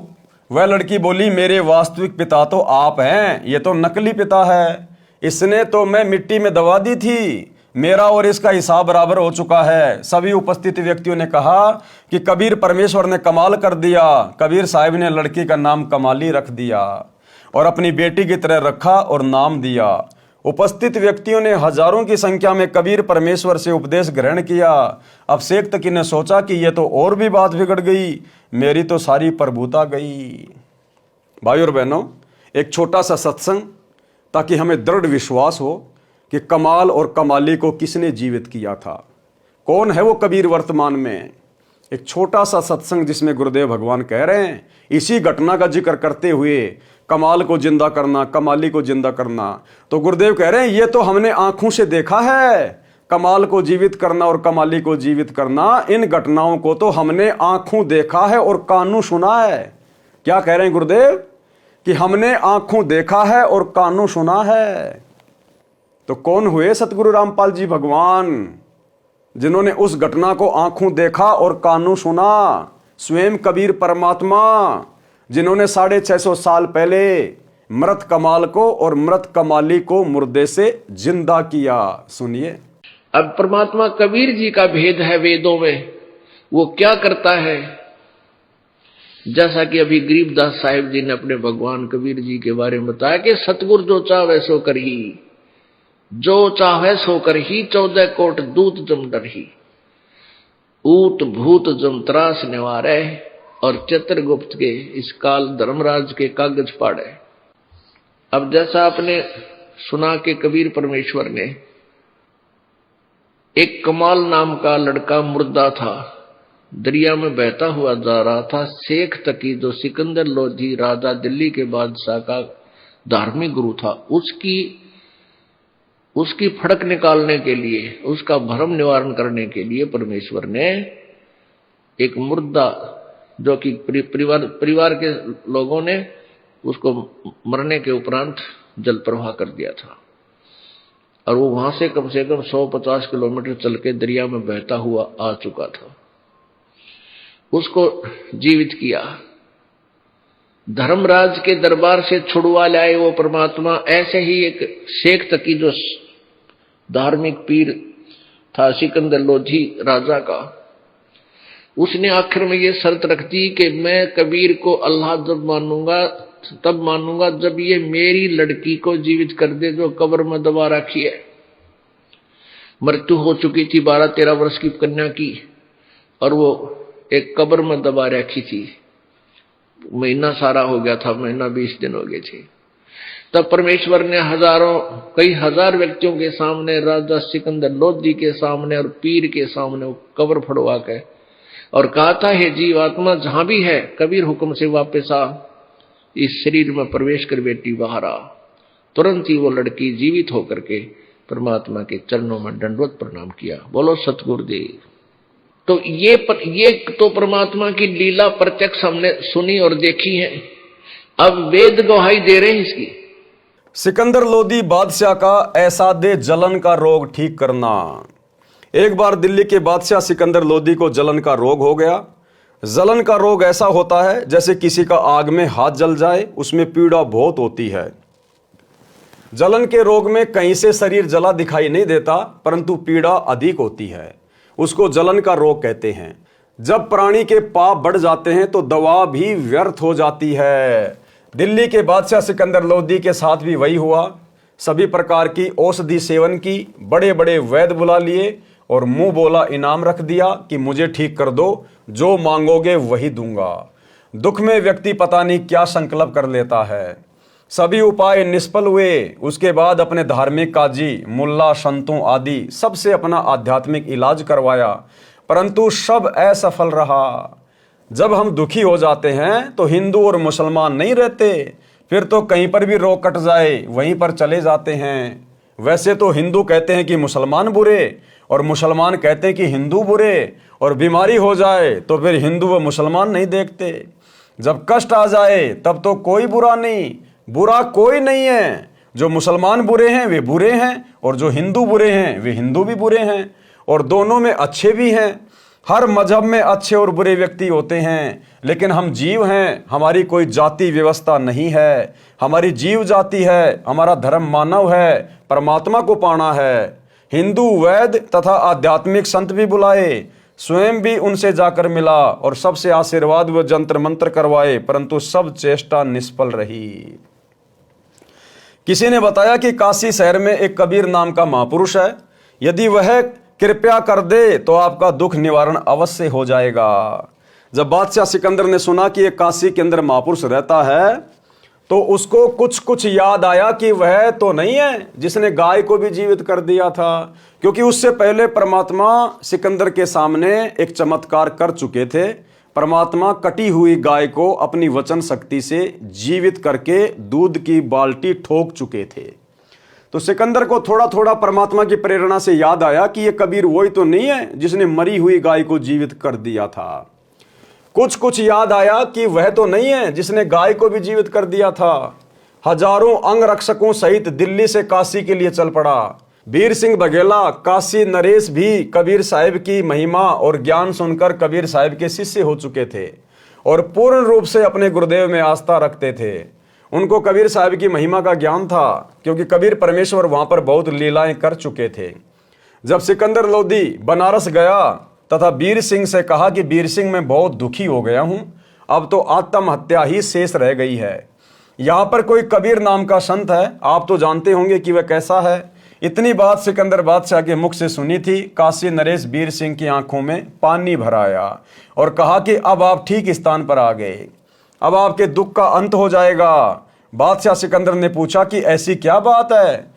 वीर सिंह ने कहा कि वह कबीर जी स्वयं भगवान आए हुए हैं, परमेश्वर स्वरूप हैं।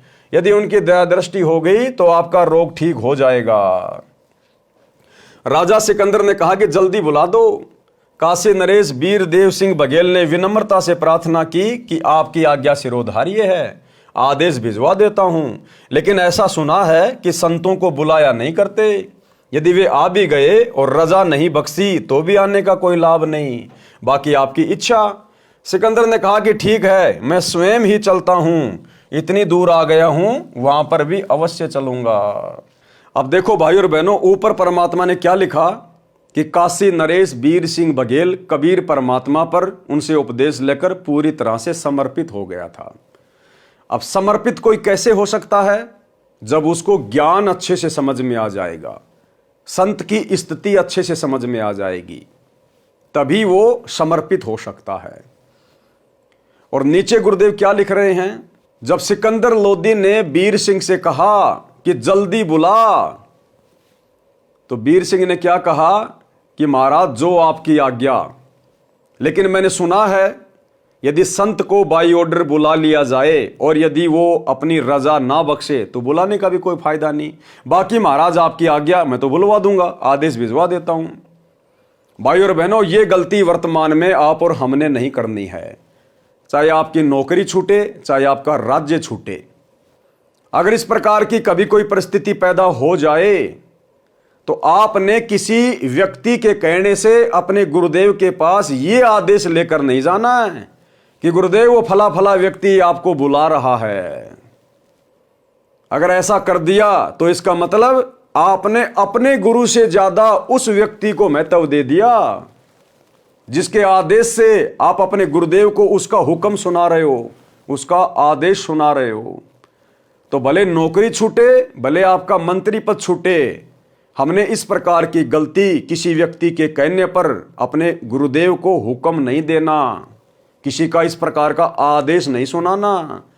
उसी समय हाथ जोड़ लो भैया, क्यों अपने कर्म फोड़ रहा है? परमात्मा आए हुए हैं, आप और हम दो कोटि के जीव हैं, और जीव की औकात नहीं, चाहे वो प्रधानमंत्री क्यों ना हो, जो परमात्मा के पास अपना आदेश भिजवा दे। जाके चरणों में गिर जाओ, इसी में भला है, क्यों मेरे भी कर्म फुड़वा रहा है। इस प्रकार से हमने कॉमन सेंस का प्रयोग करना है। राजा सिकंदर ने कहा कि जल्दी बुला दो। काशी नरेश वीर देव सिंह बघेल ने विनम्रता से प्रार्थना की कि आपकी आज्ञा सिरोधार्य, आदेश भिजवा देता हूं। अरे क्यों भिजवा दे भाई आदेश, अगर पूर्ण ज्ञान है और यदि परमात्मा की स्थिति समझ में आ गई तो क्यों भिजवा देंगे आदेश अपने भगवान के पास। लेकिन ऐसा सुना है कि संतों को बुलाया नहीं करते, यदि वे आ भी गए और रजा नहीं बख्शी तो भी आने का कोई लाभ नहीं, बाकी आपकी इच्छा। सिकंदर ने कहा कि ठीक है, मैं स्वयं ही चलता हूं, इतनी दूर आ गया हूं, वहां पर भी अवश्य चलूंगा। शाम का समय हो गया था।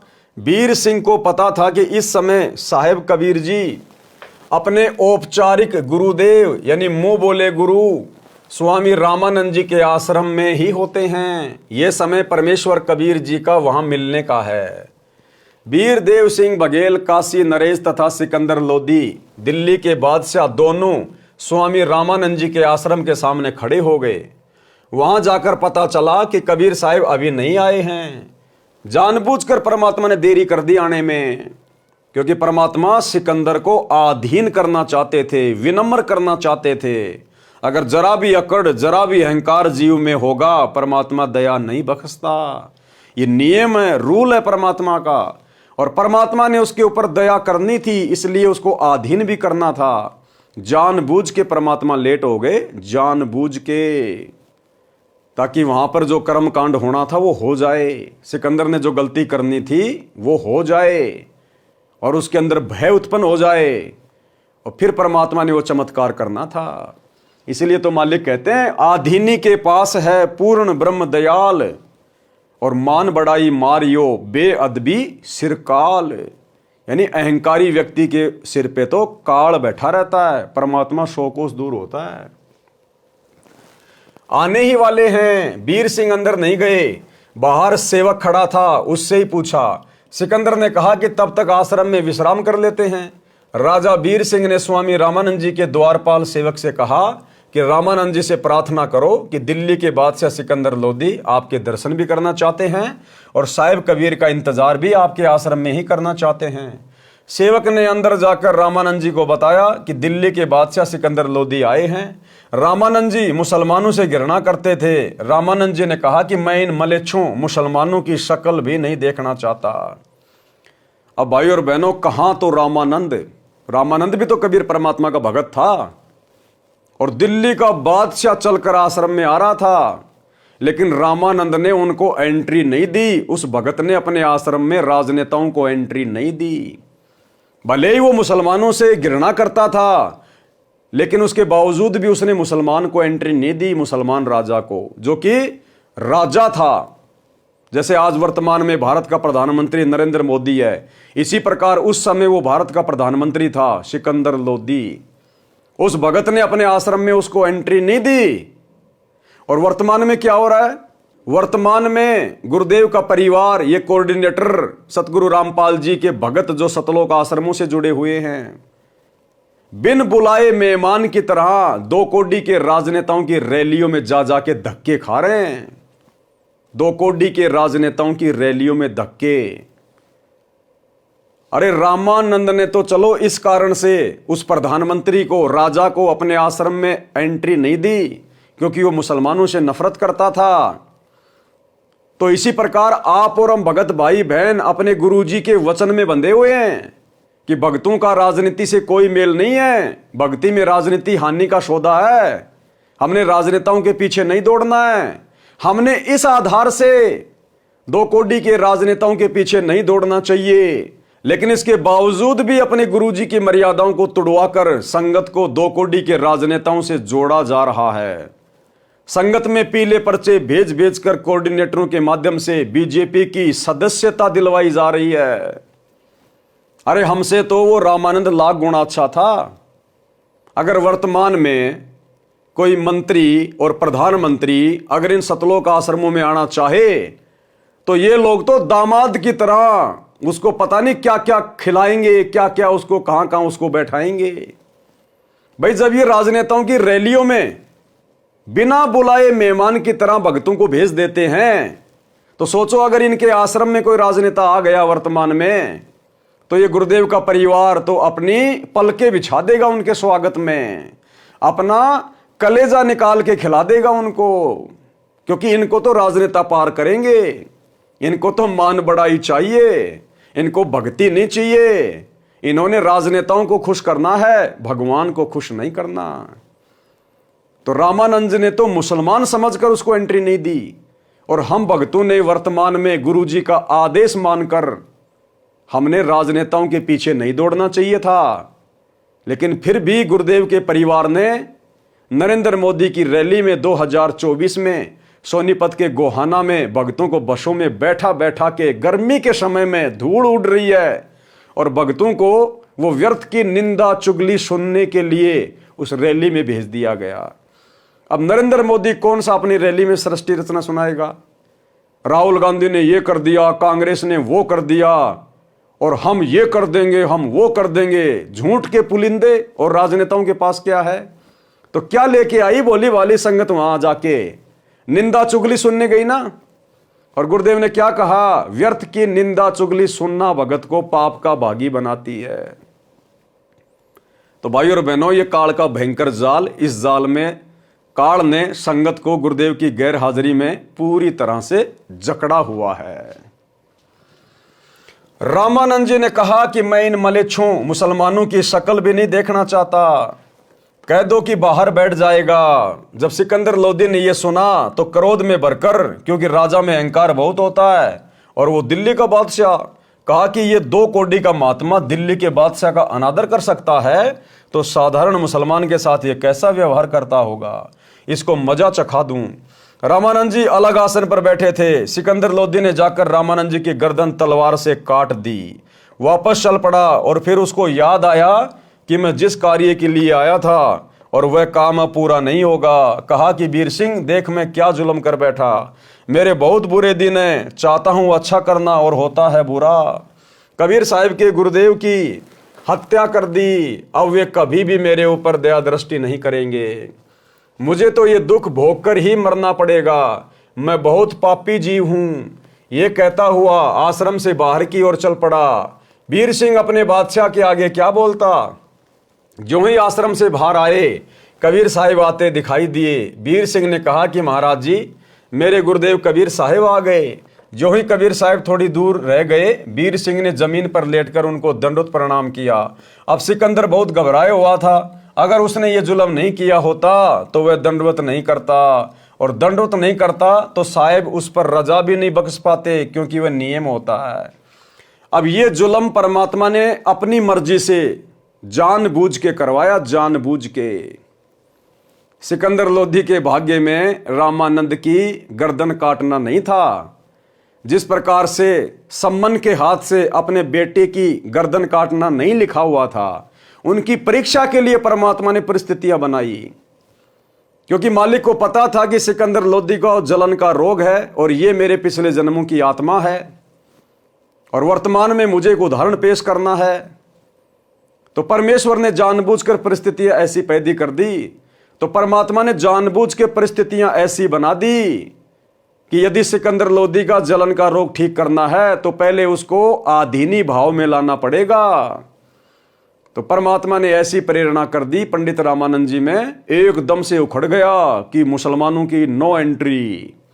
उधर से सिकंदर लोधी को गुस्सा आ गया, उसने जाकर पंडित जी की गर्दन काट दी। अब पंडित रामानंद जी को भी परमात्मा ने शिक्षा देनी थी कि भैया, एक तरफ तो तू भक्ति कर रहा है और मुसलमानों से तू राग द्वेष करता है, तेरी भक्ति सफल कैसे होगी? अरे मुसलमान क्या परमात्मा के बच्चे नहीं है क्या? ये भी तो उसी अल्लाह की रूह है। अगर तुम भक्ति करते करते हिंदू मुसलमानों को अलग अलग देखोगे, एक दूसरे का विरोध करोगे, तो कैसे मोक्ष प्राप्त करोगे? तो परमात्मा ने पंडित रामानंद जी को भी शिक्षा देनी थी, और उधर सिकंदर का जलन का रोग ठीक करने के लिए उसको अधीन करना था। तो जैसे ही कबीर परमात्मा आश्रम में आए और राजा वीर देव सिंह बघेल ने दंडवत प्रणाम किया, तो साथ में घबरा कर कि भैया कबीर तो बड़ा सिद्धि वाला है, जब इसने मरी हुई गाय को जीवित कर दिया और जब इसको पता चलेगा कि मैंने इसके गुरुजी की गर्दन काट दी तो ना जाने ये मेरे साथ में क्या करेगा। डर कर और मुकुट समेत परमात्मा को उसने भी दंडवत प्रणाम किया, और इतना झुके बिना परमात्मा दया नहीं करता। वीर सिंह ने कहा कि महाराज जी मेरे गुरुदेव कबीर साहब आ गए। जो ही कबीर साहब थोड़ी दूर रह गए, वीर सिंह ने जमीन पर लेटकर उनको दंडवत प्रणाम किया। अब सिकंदर बहुत घबराया हुआ था। अगर उसने ये जुल्म नहीं किया होता तो वह दंडवत नहीं करता, और दंडवत नहीं करता तो साहब उस पर रजा भी नहीं बख्श पाते, क्योंकि ये नियम होता है। और उधर से पंडित रामानंद जी को भी शिक्षा देनी थी। वो भी हिंदू मुसलमानों को दो समझ रहा था। भाई और बहनों, पंडित रामानंद जी को तो शिक्षा मिल गई। उसके बाद उसने तो मुसलमानों को अपना भाई मान लिया। लेकिन ये वर्तमान के भगत, तत्वज्ञानी भगत, कलयुग की बिचली पीढ़ी वाले भगत, ये कोऑर्डिनेटर सतगुरु रामपाल जी का परिवार, इन आश्रमों में जाने वाली भीड़, ये कब मुसलमानों को अपना भाई मानेगी, कब परमात्मा की आत्मा मानेगी। अभी कुछ ही दिन पहले बजरंग दल वाले, विश्व हिंदू परिषद वाले मध्य प्रदेश में बांग्लादेश के मुसलमानों के खिलाफ रैलियां निकाल रहे थे, नारेबाजी कर रहे थे। और इधर से सतलोक आश्रम मैनेजमेंट हरियाणा ने अपने कोऑर्डिनेटरों के माध्यम से हजारों की संगत को मध्य प्रदेश में बांग्लादेश के मुसलमानों के खिलाफ बजरंग दल वालों की रैलियों में बैठा दिया। अरे कहां गया तुम्हारा नारा जो तुम दुनिया में भोगते रहते हो, चिल्लाते रहते हो कि जीव हमारी जाति है, मानव धर्म हमारा, हिंदू मुस्लिम सिख ईसाई धर्म नहीं कोई न्यारा। कहां गया तुम्हारा नारा, कहां गया तुम्हारा ज्ञान। तुम्हारी बुद्धि को चूहे कुतर गए, चूहे। तुम्हें कुछ भी दिखाई नहीं देता। आज भी तुम्हें हिंदू मुसलमान दो दिखाई दे रहे हैं। आज भी तुम पक्ष और विपक्ष में पड़े हुए हो, जबकि परमात्मा ने कहा कि पक्षा पक्षी के कारण सब जग रहा बुलान। ये पूरा संसार तो जाति और धर्म में उलझा हुआ है, पक्ष और विपक्ष में उलझा हुआ है। पक्षा पक्षी के कारण, यानी पक्ष और विपक्ष के कारण सब जग रहा बुलान। अरे निष्पक्ष होके हरि बजाय वो है भगत सुजान। सच्चा भगत तो वो है जो ना किसी में हिंदू देखे, ना किसी में मुसलमान देखे, सबको परमात्मा की आत्मा की दृष्टि से देखे। तो 650 साल पहले पंडित रामानंद जी की तो आंखें खोल दी परमात्मा ने, लेकिन आज इन लोगों की आंखें नहीं खुल रही, कलयुग की बिचली पीढ़ी वाले भक्तों की। इसलिए दास बारंबार इनको काल प्रेरित बोलता है, काल प्रेरित। परमात्मा कहते हैं अति आधीन दीन हो प्राणी, ताते कहिए ये अकथ कहानी। कि धर्मदास ये तत्व ज्ञान उस आत्मा को बताना जो इस ज्ञान को सुनने के लिए आतुर हो। अति आधीन दीन हो प्राणी, उसको कहिए ये अकथ कहानी। ऊंचे पात्र जल ना जाई, ताते नीचा हो जे भाई। आदिनी के पास है पूर्ण ब्रह्म दयाल, मान बढ़ाई मार ये बेअदबी सिरकाल। कबीर परमेश्वर ने यहां पर एक तीर से दो शिकार किए। स्वामी रामानंद जी में धर्म भेदभाव की भावना शेष थी, जैसे आज सतलोक आश्रम मैनेजमेंट हरियाणा में गुरुदेव के परिवार में इन कोऑर्डिनेटरों में धर्म भेदभाव की भावना शेष है, कूट कूट के भरी है। स्वामी रामानंद जी में धर्म भेदभाव की भावना शेष थी, वह भी निकालनी थी। रामानंद जी मुसलमानों को हिंदुओं से अभी भी भिन्न तथा हे मानते थे। सिकंदर में अहंकार की भावना थी, यदि वह नम्र नहीं होता तो कबीर साहब कृपया नहीं करते तथा सिकंदर स्वस्थ नहीं होता। वीर सिंह को देखकर तथा डरते हुए सिकंदर लोदी ने भी दंडवत प्रणाम किया। कबीर परमेश्वर जी ने दोनों के सिर पर हाथ रखा और कहा, दो दो नरेश आज मुझ गरीब के पास कैसे आए हैं, मुझ गरीब को कैसे दर्शन दिए। परमेश्वर कबीर जी ने अपना हाथ उठाया भी नहीं था कि सिकंदर का जलन का रोग समाप्त हो गया। सिकंदर लोदी की आंखों में पानी आ गया। संत के सामने ये मन यानी काल भाग जाता है और ये आत्मा ऊपर आ जाती है, क्योंकि परमात्मा आत्मा का साथी है। अंतर्यामी एक तुम, आत्म के आधार, और जो तुम छोड़ो हाथ तो मोय कौन उतारे पार। आत्मा का आधार कौन है? कबीर भगवान है। कबीर भगवान सतगुरु रामपाल जी क्या कह रहे हैं? परमात्मा संत के सामने ये मन भाग जाता है। तो भाई और बहनों, आज गुरुदेव भगवान की गैर हाजिरी में संत किसके साथ है? संत यानी परमात्मा कबीर देव किसके साथ है? हम सतसेवकों के साथ है, जो काल हमारे आसपास भी नहीं फटक रहा। और इन आश्रमों में आए दिन वो काल इनके सिर पर बैठकर सारे कुकर्म भक्ति विरुद्ध कर्म करवा रहा है। स्वामी रामानंद जी को जीवित करना। सिकंदर लोदी ने पैर पकड़कर छोड़े नहीं और रोता ही रहा। परमेश्वर जाने जान होते हुए भी कबीर साहिब ने सिकंदर लोदी दिल्ली के बादशाह से पूछा, क्या बात है? सिकंदर ने कहा कि दाता, मैंने घोर अपराध कर दिया, आप मुझे क्षमा नहीं कर सकते। जिस काम के लिए मैं आया था वह असाध्य रोग तो आपके स्पर्श मात्र से ही ठीक हो गया। इस पापी को क्षमा कर दो। कबीर साहिब ने कहा, क्षमा कर दिया, ये तो बता हुआ क्या? सिकंदर ने कहा कि आप क्षमा नहीं कर सकते, मैंने ऐसा पाप किया है। कबीर साहब ने कहा कि क्षमा कर दिया। सिकंदर ने फिर कहा कि सच में माफ कर दिया? कबीर साहब ने कहा कि हाँ, क्षमा कर दिया। अब बता क्या कष्ट है? सिकंदर ने कहा कि दाता, मुझ पापी ने गुस्से में आकर आपके गुरुदेव का सिर कलम कर दिया। और फिर सारी कहानी बताई। कबीर साहब बोले, कोई बात नहीं, जो हुआ प्रभु इच्छा से हुआ है। जो हुआ किससे हुआ? प्रभु इच्छा से। प्रभु कौन? कबीर जी। तो जैसा परमात्मा ने चाहा वैसा ही हुआ ना। तो क्या कहा परमेश्वर ने? जो हुआ प्रभु इच्छा से हुआ है। आप स्वामी रामानंद जी का अंतिम संस्कार करवा कर जाना, नहीं तो आप निंदा के पात्र बनोगे। परमेश्वर कबीर साहिब जी नाराज नहीं हुए। सिकंदर लोदी ने वीर सिंह के मुख की ओर देखा और कहा कि वीर सिंह, ये तो वास्तव में भगवान है। देखिए, मैंने गुरुदेव का सिर काट दिया और कबीर जी को क्रोध भी नहीं आया। 10 साल से परमात्मा निर्दोष होते हुए हिसार जेल में बैठे हैं और किसी को कोई श्राप नहीं, किसी को कोई बद्दुआ नहीं। ये होता है भाई और बहनों पूर्ण ब्रह्म परमेश्वर की पहचान। देखिए, मैंने गुरुदेव का सिर काट दिया और कबीर जी को क्रोध भी नहीं आया। वीर सिंह चुपचाप रहा और साथ साथ हो लिया और मन ही मन में सोचता है कि अभी क्या है, अभी तो और देखना, ये तो शुरुआत है। परमेश्वर कबीर जी ने अंदर जाकर देखा, रामानंद जी का धड़ कहीं पर और सिर कहीं पर पड़ा था। शरीर पर चादर डाल रखी थी। कबीर साहिब ने अपने गुरुदेव के मृत शरीर को दंडवत प्रणाम किया और चरण छुए तथा कहा कि गुरुदेव उठो, दिल्ली के बादशाह आपके दर्शनार्थ आए हैं।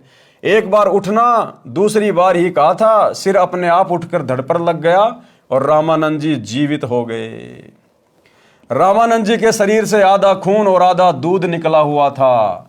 जब साहिब कबीर ने स्वामी रामानंद जी से कारण पूछा तो साहिब ने बताया कि स्वामी जी, आपके अंदर ये थोड़ी सी कसर और रह गई है कि अभी तक आप हिंदू और मुसलमानों को दो समझते हो। इसी प्रकार वर्तमान में गुरुदेव का परिवार, ये कोऑर्डिनेटर आश्रम वाले आज भी हिंदू और मुसलमानों को दो समझ रहे हैं। अन्यथा मुसलमान चाहे बांग्लादेश के हो चाहे हिंदुस्तान के हो, बाढ़ में जाए, चाहे हिंदू मुसलमान को सता रहा है या मुसलमान हिंदुओं को सता रहा है। हमारा काम है, यदि संपर्क हो जाए तो गुरुजी का ज्ञान समझाना। हम भक्तों का ये कर्म नहीं है कि हिंदुओं का पक्ष ले लो मुसलमानों के विरोध में और मुसलमानों का पक्ष ले लो हिंदुओं के विरोध में। ये भक्तों के कर्म नहीं है। भगत कभी ये पक्ष और विपक्ष की भूमिका में नहीं पड़ता, अन्यथा परमात्मा से कोसों दूर हो जाता है। तो भाई और बहनों, वर्तमान पिछली पीढ़ी में भी देख लो काल का किस कदर तांडव मच रहा है संगत के ऊपर। 30 वर्षों से इतना ज्ञान देने के बाद भी संगत वही कर्म कर रही है जो कर्म परमात्मा को दुखी करते हैं। आज भी ये लोग हिंदू मुसलमानों को दो मान रहे हैं। तो साहिब ने बताया कि स्वामी जी, आपके अंदर ये थोड़ी सी कसर और रह गई है कि अभी तक आप हिंदू और मुसलमानों को दो समझते हो, इसलिए आधा खून और आधा दूध निकला है। आप अन्य जाति वालों को अपना साथी समझ चुके हो। ये जीव सभी एक हैं। आप तो जानी जान हो, आप तो लीला कर रहे हो, अर्थात उसको गोलमोल भी कर दिया और समझा भी गए। बात को गोलमोल भी कर दिया कि ये स्वामी जी, आप तो जानी जान हो, मेरे से क्या पूछ रहे हो। जब रामानंद जी ने पूछा ना कि भाई कबीर, मेरे शरीर से आधा खून और आधा दूध क्यों निकल रहा है, तो परमात्मा ने गोलमोल कर दिया कि आप तो जानी जान हो, आप तो सब कुछ जानते हो, मेरे को तो मुफ्त में बढ़ाई दे रहे हो। और फिर परमात्मा ने बताया कि क्यों आधा खून और क्यों आधा दूध, कि अभी भी आप मुसलमानों को अलग मान रहे हो, उनके साथ में आप द्वेष करते हो, ईर्ष्या रखते हो, इसलिए अभी आपके अंदर कमी है। तो परमात्मा ने रामानंद जी को समझा भी दिया और बात को गोलमोल भी कर दिया। ठीक इसी प्रकार भाई और बहनों, वर्तमान में हिसार जेल से जो विशेष संदेश आ रहे हैं, इन संदेशों में परमात्मा सतलोक आश्रम मैनेजमेंट हरियाणा के पाखंड का जिक्र भी कर देते हैं और थोड़ी देर बाद में उनकी बड़ाई करके और हम सत्सेवकों की थोड़ी सी हल्की सी, अब हम उसको बुराई तो नहीं कह सकते, लेकिन वर्तमान परिस्थितियों के अनुसार जो लीला कर रहे हैं गुरुदेव, उसको बुराई ही कहा जाएगा। हम सत्सेवकों को परमात्मा थोड़ा सा धमका कर और सतलोक आश्रम मैनेजमेंट हरियाणा को खुश करके कि बच्चों बहुत बढ़िया सेवा कर रहे हो, बहुत अच्छी सेवा कर रहे हो, मेरी आत्मा गदगद हो गई, तो परमात्मा उनको खुश भी कर देते हैं कि ये भक्ति पे लगे रहे नालायक। और असलियत भी परमात्मा बीच बीच में बता देते हैं कि तुम कितने घटिया स्तर पर जा रहे हो, तुम तो जगत वालों से भी गए गुजरे हो, जगत वालों से भी गए गुजरे। एक छोटी सी 2 मिनट की ऑडियो सतलोक आश्रम वालों के लिए गुरुदेव क्या कह रहे हैं, सुनिए। विचार करना होगा कि हम कौन है, कहां से आए। आपस में खेचातानी रखते हो अभी भी भगत हो गए। अच्छे इंसान तो जगत वाले भी ना करते ऐसा जैसे भगत कर रही है। अच्छे इंसान तो जगत वाले भी ना करते ऐसा जैसे भगत कर रही है। अच्छे इंसान तो जगत वाले भी ना करते ऐसा जैसे भगत कर रही है। किसी को छोटी सी सेवा दे देते, कोऑर्डिनेटर बना दिया, वो ने सोचा मैं खुदा बन गया। अरे इतना शिक्षा तो बने, मजदूर बनो सीखो, मजदूर। और कई देखा है कि कोऑर्डिनेटर या जिसकी जो भी व्यवस्था लगाई जाए तो व्यवहार भी ठीक नहीं करते, धमकान लग जाते, फुरकान लग जाते। और कुछ ऐसी भी शिकायतें आई हैं जो बहन बेटियों के साथ गलत मैसेज भी डालते हैं, तो वो दुष्ट लोग ना तो कोऑर्डिनेटर के योग्य है ना वो भगत के योग्य। और कुछ ऐसी भी शिकायतें आई हैं जो बहन बेटियों के साथ गलत मैसेज भी डालते हैं, तो वो दुष्ट लोग ना तो कोऑर्डिनेटर के योग्य है ना वो भगत के योग्य। और कुछ ऐसी भी शिकायतें आई हैं जो बहन बेटियों के साथ गलत मैसेज भी डालते हैं, तो वो दुष्ट लोग ना तो कोऑर्डिनेटर के योग्य है ना वो भगत के योग्य। तो ऐसा तो संगत माई कुसंगत उपजेगी, और ऐसी कुसंगत होगी फिर हम रखेंगे नहीं उसको खेत में। किसान उस कुबाड़ को पाड़ कर खेत तो बाहर फेंक देता है, तो उसको आप मिशन से निकाल दिया जाया करेगा। सुधर जाओ, एक के नहीं सुनी जाया करती थी, सामूहिक शिक्षा दी जाती है, अमल कर लो इन पे। कर्म बतेरे फोड़ लिए, इस ज्ञान का असर क्या हुआ? थोड़ा सा सुख होते हो फिर पक्के एजेंट काल के बन जाते हैं, बकवाद वही करनी, भगवान से दूर हो जाना। थोड़ा सा सुख होते हो फिर पक्के एजेंट काल के बन जाते हैं, बकवाद वही करनी, भगवान से दूर हो जाना। थोड़ा सा सुख होते हो फिर पक्के एजेंट काल के बन जाते हैं, बकवाद वही करनी, भगवान से दूर हो जाना। तो भाई और बहनों, आज भी धरती पे वही कबीर परमात्मा है जिसने रामानंद जी की बड़ाई भी कर दी और रामानंद जी को समझा भी दिया और बात को गोड़ मोड़ भी कर दिया। ये सभी जीव एक हैं, आप तो जानी जान हो, आप तो लीला कर रहे हो, अर्थात उसको गोलमोल भी कर दिया और समझा भी दिया। कबीर अलख इलाई एक है, नाम धर्या दोए। अब देखो ये कितनी गहरी वाणियां हैं भाई और बहनों, ये सांकेतिक वाणियां हैं। और ये 7 संगतियां परमात्मा ने इसीलिए शुरू करवाई हैं ताकि इन संकेतों को समझकर हम अपने गुरुदेव को परमात्मा के रूप में हृदय से स्वीकार कर लें। आज भगत समाज जिस प्रकार से अपने गुरु को मानुष मान रहा है और भगवान मानता है, कबीर मानता है उस दाढ़ी मूछ वाली नकली फोटो को, तो परमात्मा क्या समझाना चाह रहे हैं? कबीर अलख इलाई एक है, नाम धराया दो, कि वो परमात्मा एक ही है और नाम धराए दो। कैसे? गुरु और गोविंद। जबकि वो गोविंद यानी कबीर परमात्मा खुद ही गुरु बनता है, लेकिन फिर भी आज गुरुदेव भगवान अपने आप को क्या कहते हैं? मैं तो कबीर जी का भेजा हुआ संत हूं, उनका भेजा हुआ दास हूं। है वो एक ही परमात्मा, लेकिन यहां पर डबल डबल रोल कर रहा है। क्या कह रहे हैं मालिक? अलख इलाई एक है, यानी वो कबीर भगवान अल्लाह एक ही है, लेकिन नाम धराया दोए। एक नाम से दुनिया जानती है कबीर, कबीर परमात्मा, और दूसरा नाम वर्तमान में क्या रख लिया? संत रामपाल, संत रामपाल। तो क्या कह रहे हैं गुरुदेव? अलख इलाई एक है, नाम धराया दोए। कहे कबीर दो नाम सुन, भरम पड़ो मत कोई। अरे ये 2 नाम सुन के भरम में मत पड़ जाना कि हमारे गुरुजी अलग हैं और कबीर जी अलग हैं। वो एक ही शक्ति है। अरे वो एक ही शक्ति कबीर भगवान। और सतयुग में अपना क्या नाम धराया? सत सुकृत। तो क्या कबीर और सत सुकृत दो अलग अलग थे क्या? नहीं। उस कबीर भगवान ने त्रेता युग में अपना नाम धराया मुनिंदर ऋषि। तो क्या मुनिंदर और कबीर परमात्मा अलग अलग थे क्या? नहीं। द्वापर में उसने अपना नाम रखवाया करुणामय। तो क्या कबीर और करुणामय अलग अलग थे क्या? नहीं। 350 साल पहले अपना नाम रखवाया गरीबदास। तो क्या गरीबदास और कबीर अलग अलग थे? नहीं। और वर्तमान में अपना नाम रखवाया संत रामपाल दास। तो क्या सतगुरु रामपाल जी और कबीर परमात्मा अलग अलग है क्या? अब ये आप और हमारी कॉमन सेंस के ऊपर है। तो क्या कह रहे हैं गुरुदेव? कबीर अलख इलाई एक है, नाम धराया दो। कहे कबीर दो नाम सुन, भ्रम पड़ो मत कोई। कि ये दो नाम सुनकर भ्रम में मत पड़ जाना कि सतगुरु रामपाल जी और कबीर जी अलग अलग होंगे। दोनों एक ही हैं। कबीर राम रहीमा एक है, नाम धराया दो। कहे कबीर दो नाम सुन, भ्रम पड़ो मत कोई। जिस प्रकार हिंदू उस अल्लाह को क्या कहते हैं? राम। और मुसलमान उस अल्लाह को क्या कहते हैं? रहीम। तो परमात्मा कहते हैं वो तो एक ही शक्ति है। ये तो तुम सोच रहे हो कि वो अलग अलग हैं।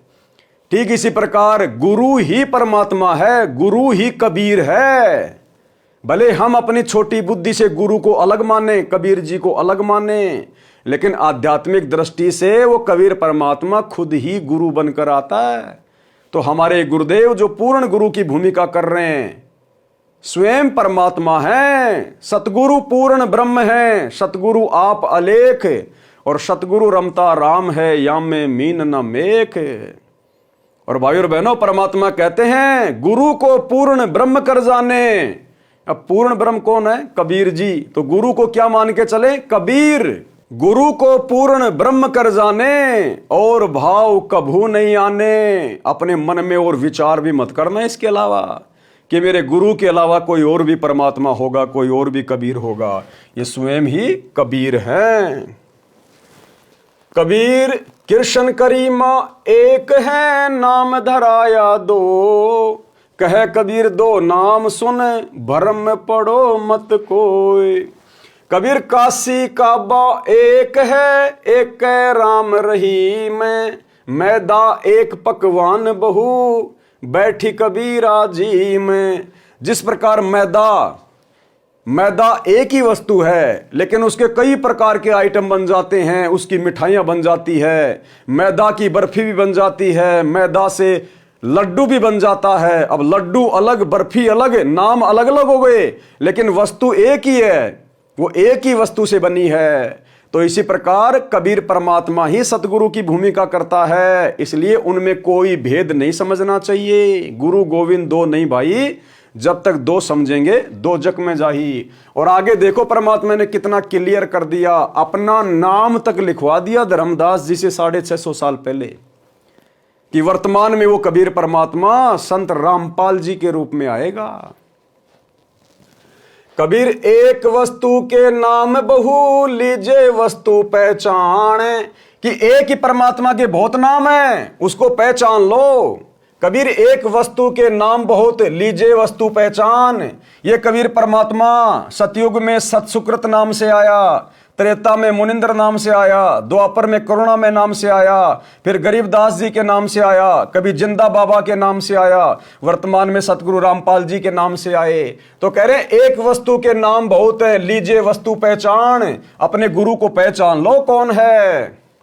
कबीर एक वस्तु के नाम बहु, लीजिए वस्तु पहचान। नाम पक्ष नहीं कीजिए, सार तत्व ले जान। कि नाम के चक्कर में मत पड़े कि उसका नाम तो कबीर है, कबीर है, वो कबीर ही भगवान है, डाडी मूछ वाला भगवान है। कहते सार तत्व को पहचान ले। जो ज्ञान वर्तमान में उस कबीर वाला, उस कबीर के जैसा यदि कोई और दे रहा है तो वो कबीर ही है। कबीर के अलावा कोई सृष्टि रचना संसार में नहीं बता सकता।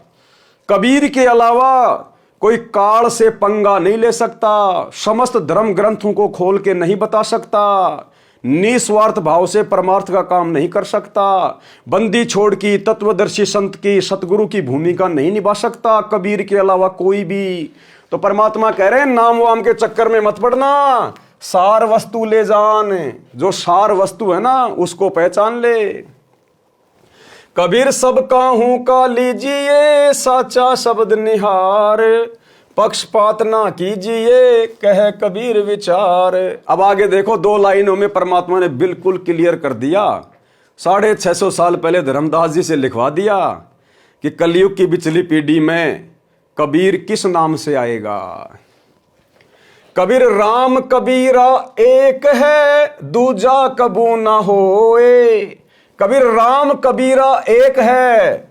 अब सांसारिक दृष्टि में तो दुनिया यह समझेगी कि जो दशरथ पुत्र राम है उसके बारे में कहा गया है कि राम कबीरा एक है, लेकिन आध्यात्मिक दृष्टि से हमने क्या समझना है, राम यानी रामपाल।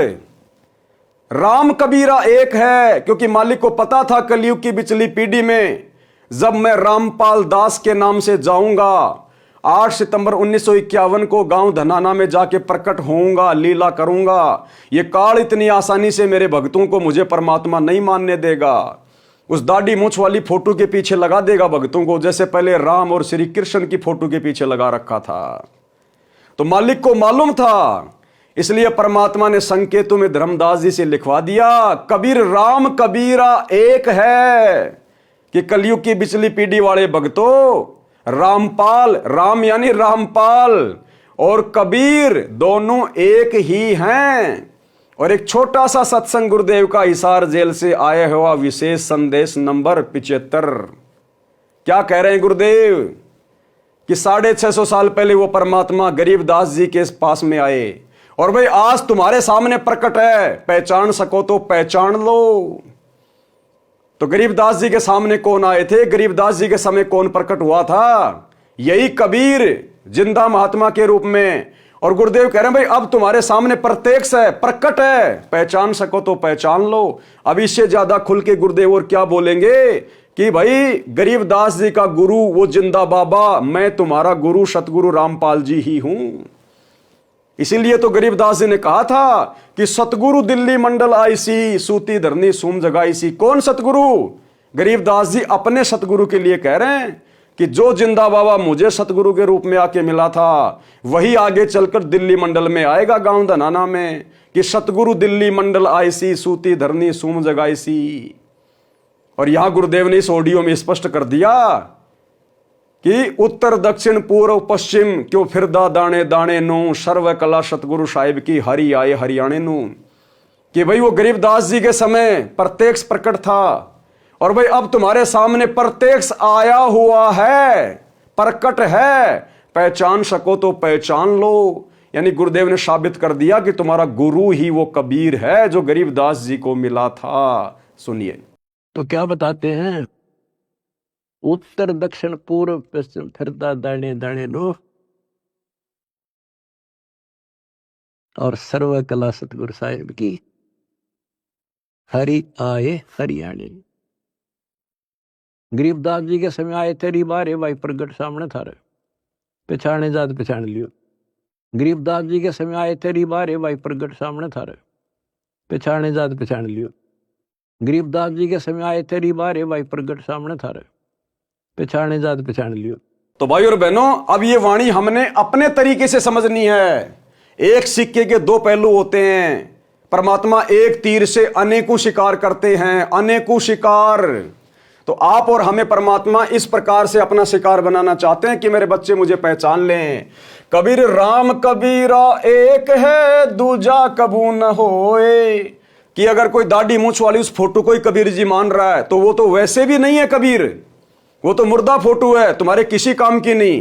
फिर भी मान लो अगर तुम उसी को कबीर मान रहे हो तो कह रहे हैं राम यानी रामपाल और वो कबीर दाढ़ी मूछ वाले फोटो, वो दोनों एक ही है। लेकिन तुम्हारे लिए काम का वो है जो वर्तमान में प्रकट है, जो जिंदा है, फोटो काम की नहीं है।